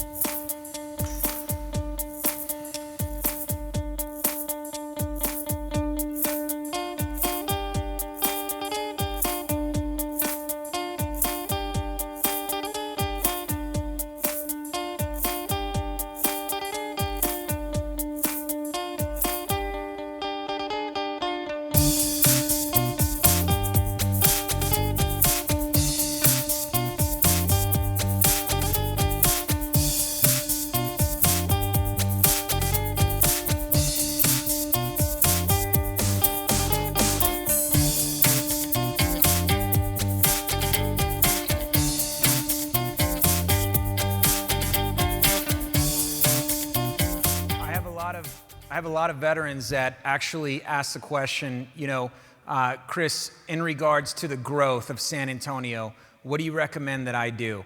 There's, all these new builds and all this new construction, which you can also use your VA home loan to purchase. There's all these opportunities out there, but Chris, they're way up 35, or they're way up 281 North, or they're way, getting so far and far away from San Antonio. And I say, that's what growth is. That's what economic and city growth looks like. Now, I do have some bad news for you, although you're coming to me looking for good news. The bad news is, as expansion happens, you're just gonna get further and further away.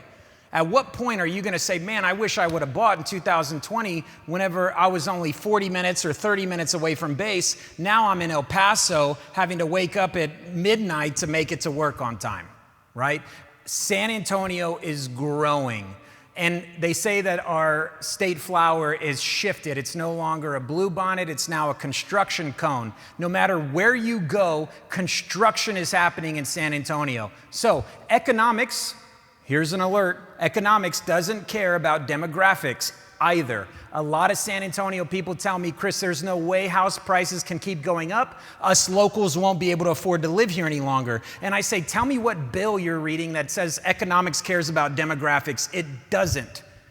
You will be forced at some point, whenever rent keeps going up so much and you wish you would have locked in your monthly payment by buying a house, because that's another thing a lot of people don't talk about. When you buy a home, you're locking in a price for 30 years. When you're renting a home, you are subject to the increases that take place as economic growth happens. If you think that buying a home is gonna be cheaper in 2050 than it is in 2020, you are wrong. I would much rather lock in 2020 prices and take me to 250 and paying off a home than being subject to always having to deal with rent increases, right? So understand this.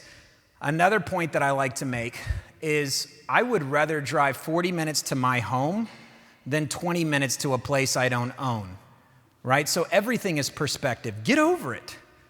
Get over it. Because again, you're not buying your forever home, especially you young 20-year-olds who are watching. You're buying a place that suits your needs, suits your family's needs, and that is economically stable, that has good structure so that somebody can come in behind you, rent the thing, pay the mortgage for you while you continue living your life. So when I go and do and walk around of a home and I'm considering buying the home, I don't really care what the backsplash looks like, the granite, the countertops. Like, that stuff's important. It is, because happy wife, happy life, or happy kids, whatever. You just, I get the comfort of, I'm not telling you to go buy something that looks like the barracks, right? But what I'm telling you is you also need to be thinking in the frame of mind, if I'm not gonna be here forever, how much do I really need to invest in this? And for those of you all who think that military members need perfect hardwood floors or perfect granite to move in as a renter, keep in mind they're coming from the barracks. They're excited about your kingdom that you're renting out. You don't need to make it perfect, especially if you're not gonna be there forever. Take time in the journey of home ownership. If you're not certain it's your forever home, careful on how much you invest into it, but definitely invest. So, in the final steps of this class, we're gonna go over how we actually get started. By now, you've understood the importance of step one, which is your certificate of eligibility. getting that form, making sure that you understand that you are pressing forward with the VA loan. Don't let another lender convince you that there's another product out there that might be more conducive for you without getting multiple opinions, right? Step 2, you understand what you can finance with the VA loan. It's not just a single family. Go look at mobile homes. Just because another lender told you they can't do mobile homes, they're wrong. You can do a construction loan. They're not always the most advantageous, so a lot of lenders don't like to do them, because a lot of lenders think that if they lend a veteran money to buy land and then money to go buy a house and they get rotated somewhere in that process, the lender's gonna be stuck with half a home. But they're available per the VA guidelines. You just have to find the right lender to do them. So you understand what you can finance with the VA loan. You understand why the VA loan is more advantageous when it comes to not having private mortgage insurance or being able to finance 100% financing. We get that now, but how do you actually get started? Well, my recommendation is always to work with a lender that you like and trust that has a tremendous amount of knowledge. And boy, if I could ever plug Align Mortgage right now, I can't tell you how proud I am as a leader in this organization of the crew that we have. Our crew is completely committed to the actual journey of veterans owning homes.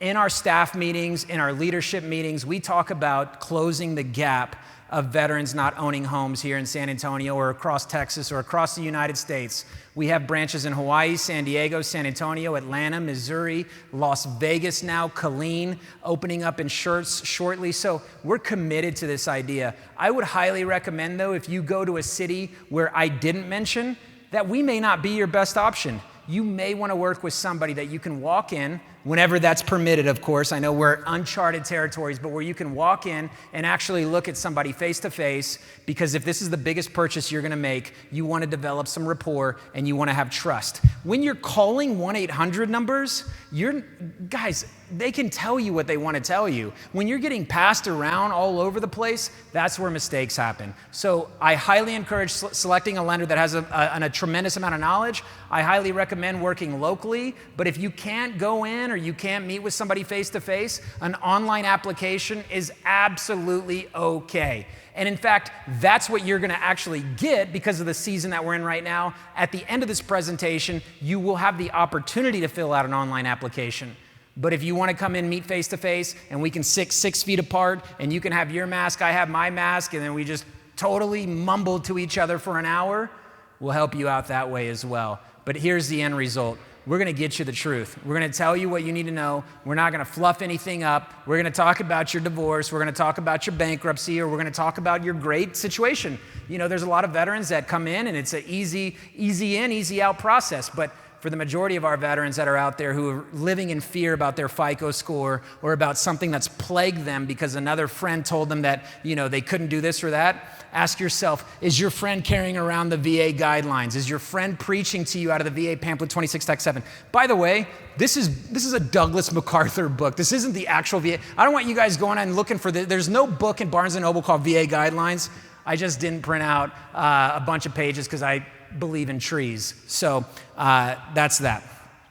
Step 2, once you select your lender, you're gonna turn in all your documentation. If you don't have your certificate of eligibility, your VA-approved lender can print that out for you. If they can't access your certificate, then they're gonna need a copy of your DD-214, your member 2 or your member 4 copy, right? Your most recent W-2s, at least 2 years. For my military active duty veterans, guys, all we're saying here is this is a CAC card. We got a CAC reader. We're gonna use your military ID. We're gonna print out your W-2s off MyPay. We're gonna print out your most recent LES statement off MyPay. You probably bank online, so we'll be able to access your bank statement, tax returns. Maybe you have TaxSlayer, TurboTax, H&R Block. We can access that online. Literally, you just need to come in with a smiling face, covered by a mask, of course, and we'll be able to take it from there. Now, for those of you who are now on the civilian side, post DD-214, some of this may be a little bit more strenuous, but strenuous in compared to what?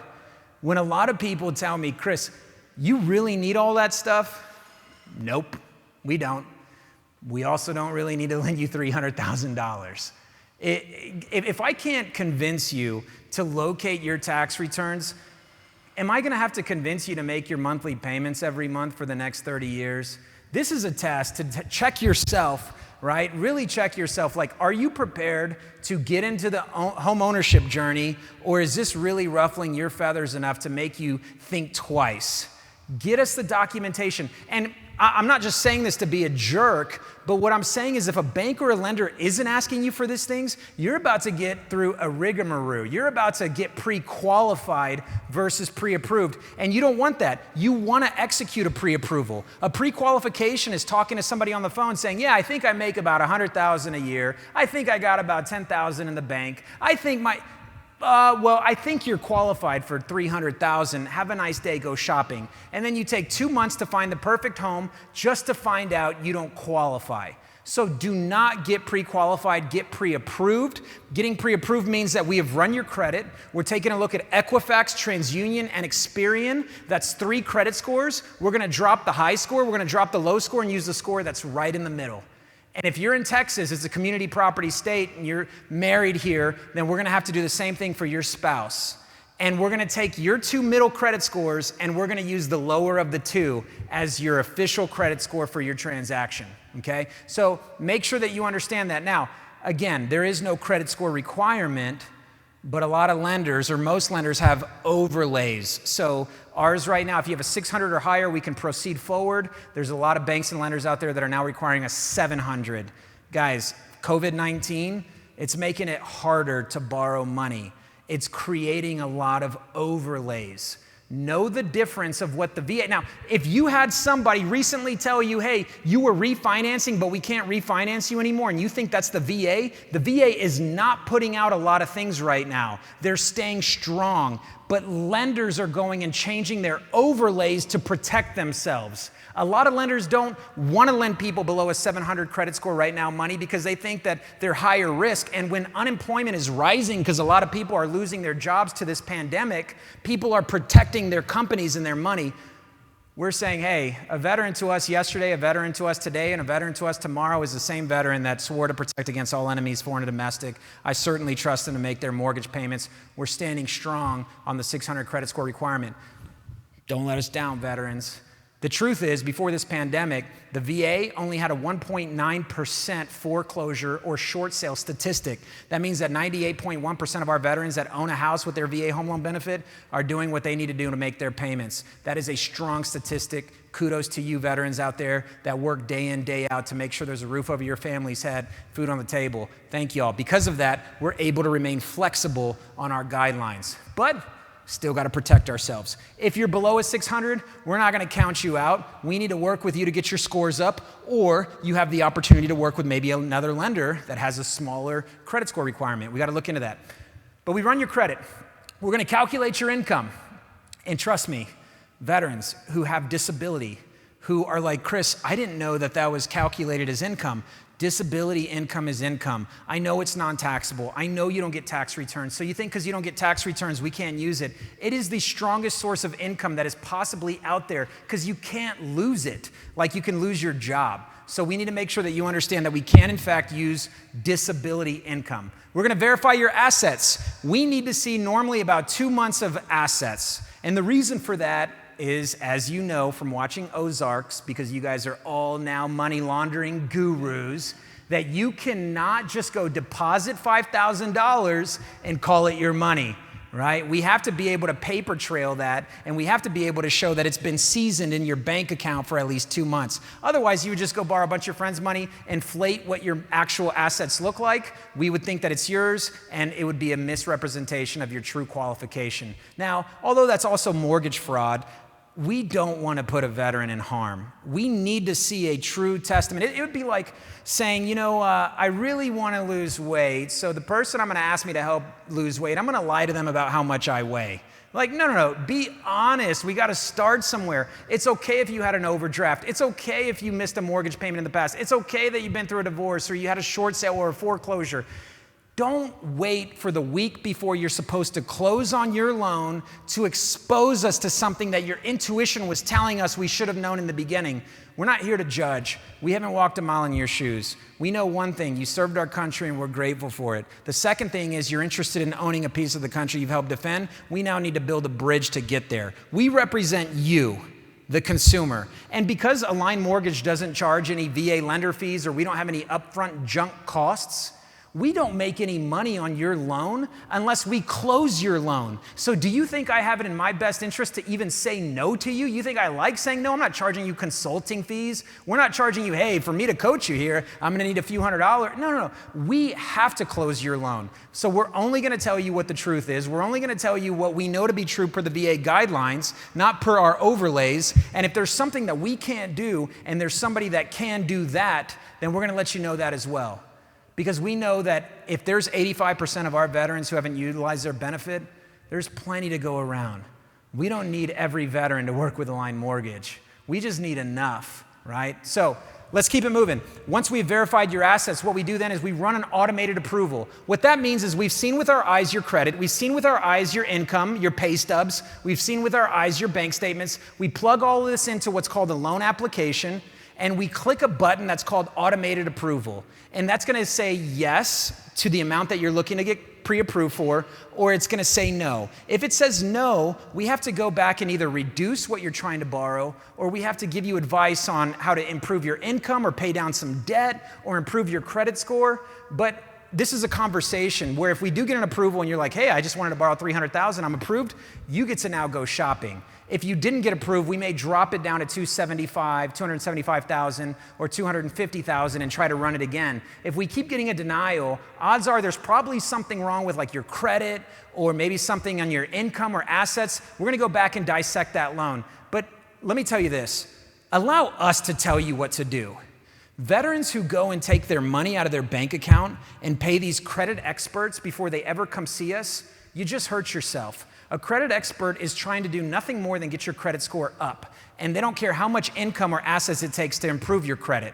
We are looking at your income, your assets, and your credit. Those three things are strong pillars in the pre-approval process. So if you've just depleted all your assets to just increase your credit score 10 points, we may have hurt you more than we helped you. So I'm not saying to fire your credit expert. I'm saying to get this advice from a lender whose job is to have a 360 view of everything happening in the loan, not just a 90-degree view where credit experts don't care how much income or assets it takes to improve your credit. Okay, I hope that makes sense.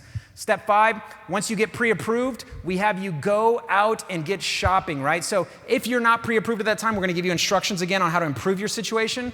But if you did get pre-approved, if you don't already have a knowledgeable VA real estate agent, this is where you get one. Now, there's so many knowledgeable VA real estate agents out there.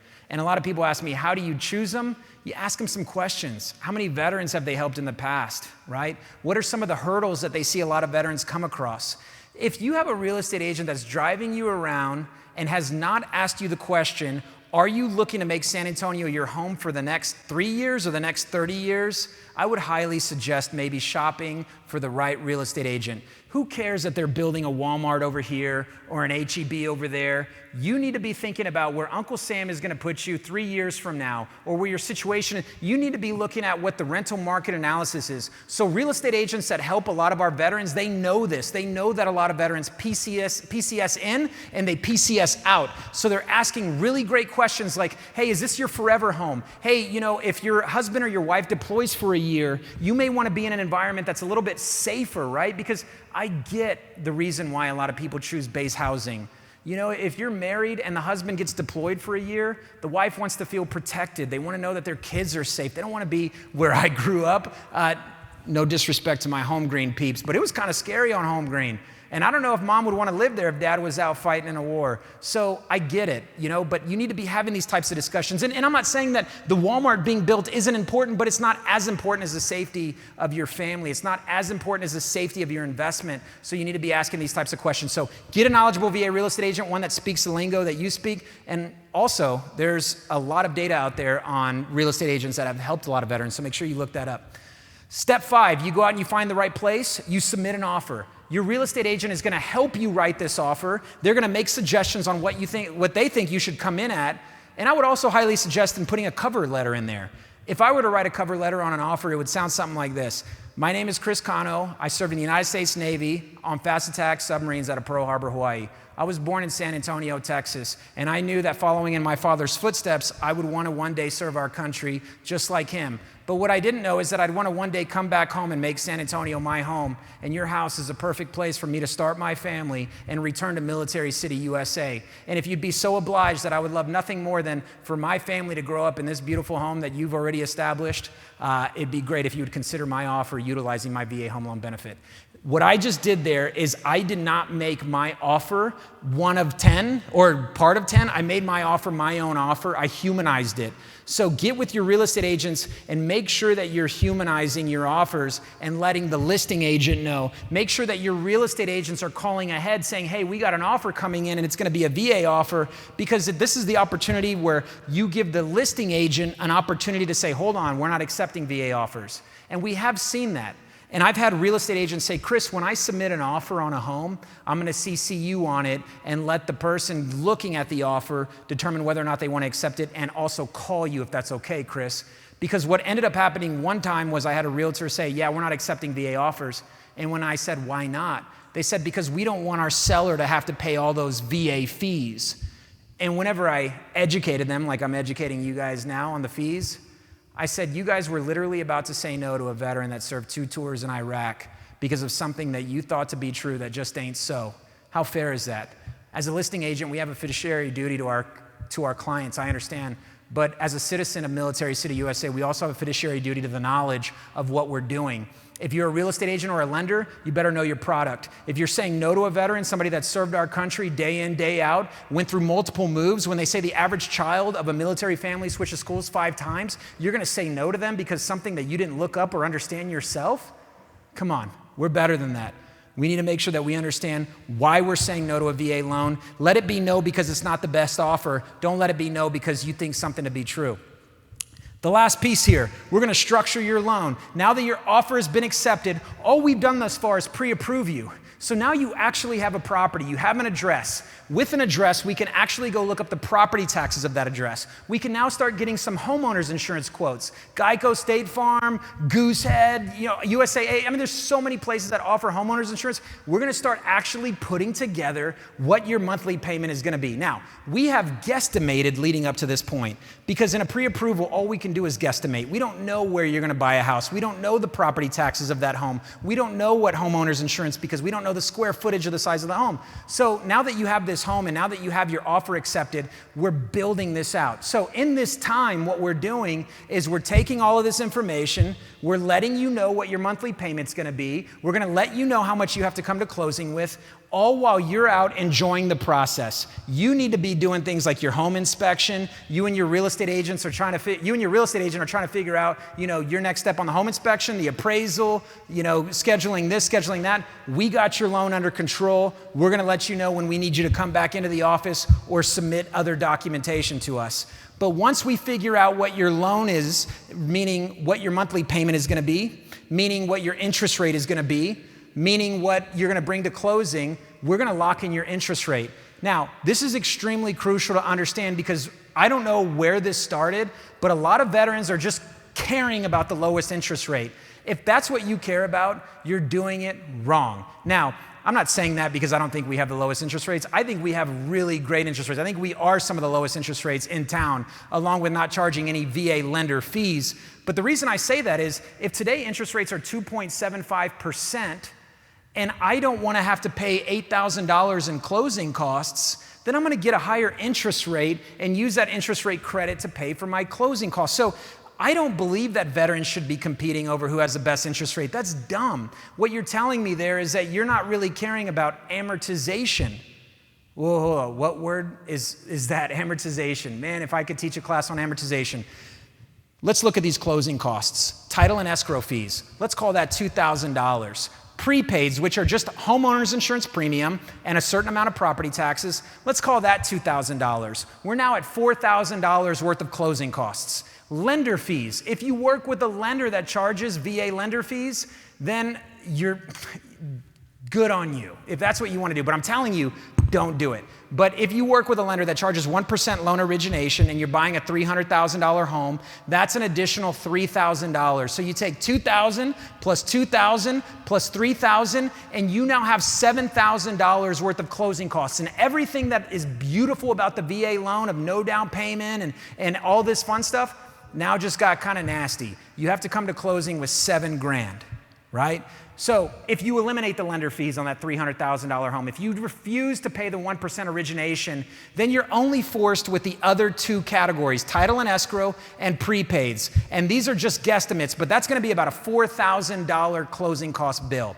You have a couple of options on how to handle that. You can either ask your real estate agent whenever you're submitting an offer to ask for a $4,000 credit to pay for those closing costs. If it's a very competitive market, your real estate agent may say, you know what, we got to come in without asking for that credit because I don't know if we're going to win. Don't lose a home because you're standing firm on wanting that $4,000. There's another way to get that $4,000. It's through an interest rate credit. So if you come back to me and you say, Chris, we were able to get our offer accepted, but we weren't able to get that $4,000 credit, and we don't really want to use our assets to have to pay for these closing costs. How can you help us with the interest rate? If today's rate were 2.75, I would put you at about a 3.25% rate. And because I'm putting you at a slightly higher interest rate, we're going to get you an interest rate credit for $4,000. But Chris, didn't you just increase my monthly payment by $40 by doing so? I sure did. And because you have a higher rate, your monthly payment is now $40 higher, but amortization comes back into play. How many times does $40 go into $4,000? The answer is 100 times. So after making 100 mortgage payments, you will have now caught up to the $4,000 credit that you were given at closing. 100 months is 8 years, 8 years and 4 months. If you say, bro, I'm not gonna live in this house for 8 years and 4 months, and if I do, I'm certainly gonna refinance well before that, then I would say take the higher interest rate and get the $4,000 interest rate credit. If you say, Chris, I'm gonna die in this home, I'm gonna live here forever, I'm never gonna touch it, take the lower interest rate, go collect a bunch of soda cans or Coke bottles and come up with the $4,000 in another way. But it's called amortization. Who cares about the best interest rate? You need to care about the interest rate and the cost of your closing cost to make a determination on what the best rate is for you. I know some people with the best credit scores, 850 and higher, and they don't even take the best interest rate themselves because they're smart with their money and they know how to play the interest rate game. So although 2.75% sounds good and it's a great rate, it may not be the best rate for you if you want to preserve your assets, okay? So that's a deep conversation. I'm going to ask you to contact me or contact one of my fellow teammates at Align Mortgage or any loan officer here in San Antonio and have them walk through amortization with you. But once we do that, we're then in the loan process. And what we're doing is we're verifying your employment, we're verifying your assets through processing, we're ordering your appraisal, we're getting underwriting approval, and we're scheduling your closing. Then we lock in your rate. We lock in that rate with your determination on what is best for you. You've been told countless times before that you couldn't use your VA home loan benefit. And time again, you've been fed countless lies. Today was about giving you the opportunity to stand your ground and to fight off the lies of anyone who's ever told you you need to have a perfect credit score to access your VA home loan benefit, or that a surviving spouse needs to come up with a 20% down payment before using their VA home loan benefit. Or maybe you had a short sale. That doesn't mean you can't use your VA home loan benefit again. You've served our country, but you don't own a piece of it.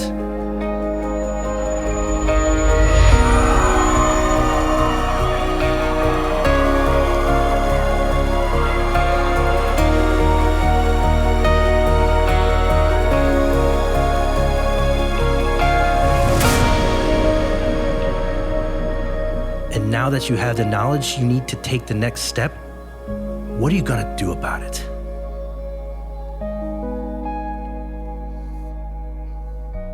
So as my good friend, Mr. Joel Sparta in that video is saying, now that you have the knowledge, what are you gonna do about it? I go back to how we started and what we've been talking about this whole way. And I hope that if you're a veteran, active duty, or on the other side, no matter what you heard today in these 2 hours, whether or not it was applicable to you or not, you know somebody in your life that it could be applicable to. And now that you have the information, what are you going to do about it? We do these briefings on base. We do these briefings off base. We do these briefings in your house if we need to. We'll go to new builds. I don't care where you want us to go. Call us and we will go there. You know, I have a lot of units that say, Chris, we can't have outside parties, but can we do a virtual conference call? Or can we, whatever it is, we want to get the truth out. And now that you have the truth, we expect you to be advocates. We cannot close the gap on 85% of the veterans who don't utilize their VA home loan benefit by ourselves. We need our other lenders and bankers to help us. Although we poke and jab and have fun, because here's the real deal. Let me make sure I make this extremely clear to you. If you choose the wrong lender, you run the risk of paying maybe an extra $3,000, $4,000, $5,000 at closing than you had to, assuming that they are good enough to actually close the loan. But the real risk is they say that a homeowner after 5 years net worth is $200,000 higher than that of a renter. The real risk you're running is the risk of $200,000 of net worth. And I love to make sure that, you know, it's not about a line mortgage. This presentation isn't about using the perfect lender. This presentation is about those men and women that are serving our country or have served our country owning a piece of it. So I hope that even in all the joking and the jabs thrown from one lender or another, and even on Facebook comments, if you guys follow us, you see this banter going on. But when the lights are turned off, we come together and know that we all agree on one thing, and that is veteran home ownership. So the question that Joe posed is, now that you know, what are you going to do about it? What are you going to do with this information? What obligation do you feel like you now have knowing that a surviving spouse has a VA home loan benefit? Do you know any surviving spouses? What obligation do you feel that you have now that you know reservists or National Guard members are eligible for the VA home loan benefit? How many reservists and National Guard members do you know? How many people that are watching right now have a friend, a brother, a sister, a cousin that have been serving our country that haven't purchased yet, that could be eligible, that just didn't know? Maybe you don't feel obligated to do anything with it. But I'll tell you, as long as we don't, we're not going to break any ground in helping our fellow military members own a piece of the country they've helped defend. And if San Antonio, Texas is going to call themselves Military City USA, we need to act like it. Because the fact is, we don't even fall into the top 10 cities of veteran homeowners per capita. That is a pandemic that is disgusting to me. The only statistic Bexar County leads is we have the most veterans that leave Bexar County that don't come back. That's the number one statistic. So if we're going to be Military City USA, we need to polish it up and get aggressive with coaching one another, educating one another. We need more people like my chief who told me in interim upper level on the starboard side saying, hey, what are you doing with your BAH? Wake up. It's more than just a loan. It's an entitlement that we have earned, and it's an entitlement that will die with us because when you die, your certificate dies with you, unless, of course, you were killed in action. So we have to understand that. So as we start closing out, I have some questions, and right now, if you guys have questions, please feel free to put them in the chat.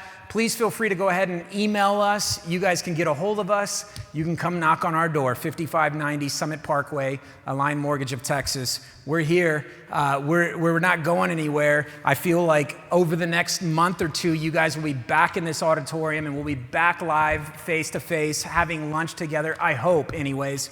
So I have a couple of questions for you all as you guys are coming up with your own questions. Was this worth your time? Was this worth your time? I'm hoping that if you're typing yes right now or you're reflecting on, man, what did I think of this presentation? You're probably washing the dishes or maybe giving your dog a bath while listening in the background, but maybe you caught something that spoke to you, or maybe you caught something that you were like, I know somebody who could benefit from this information. I hope that this was worth your time. And certainly, I hope that you all got more than what you expected, because I know being tuned in for 2 hours is a long time virtually. But we do have a couple of winners that we need to announce, and they've been given to me in the middle of one of our video breaks. The winners that we have for participation, getting answers right, you must be still tuned in to win. So if all 4 of these people have tuned out, then we'll redraw it next week in a different format. But one is Victor Garcia. Does Victor know that he won? No, not yet. So Victor, you won. So what do we need from you? Like your email address. You need you to comment your email address or your phone number. Maybe not your phone number. You get a bunch of people calling you, but your email address. Congratulations, Victor Garcia. Thank you. Wes Stark. Wes Stark, you're another winner. Thank you for participating today. These are $50 gift cards, each for a total of $200. Tanya Kelly, you're also a winner today. Thank you for participating. And John Drager, the four of you guys. John Drager, we need your email addresses. Make sure that you comment there. We're going to leave a banner. We got something that lets you guys know what actions to take next. Again, if you're ready to get started on the pre-approval process, make sure that you click the link. Make sure you tune in to the www.thevatruth.com. We host these seminars the first Saturday of every month. So this is the website you want to go to make sure that you're engaging, interacting, and the next one will be coming up in July. Again, thank you all for taking 2 hours out of your Saturday morning to be here with us today. More importantly, thank you for your service. Thank you for what you do for our country. And real estate agents and friends that have been listening in, thank you for caring about them as well. We love you all. God bless you.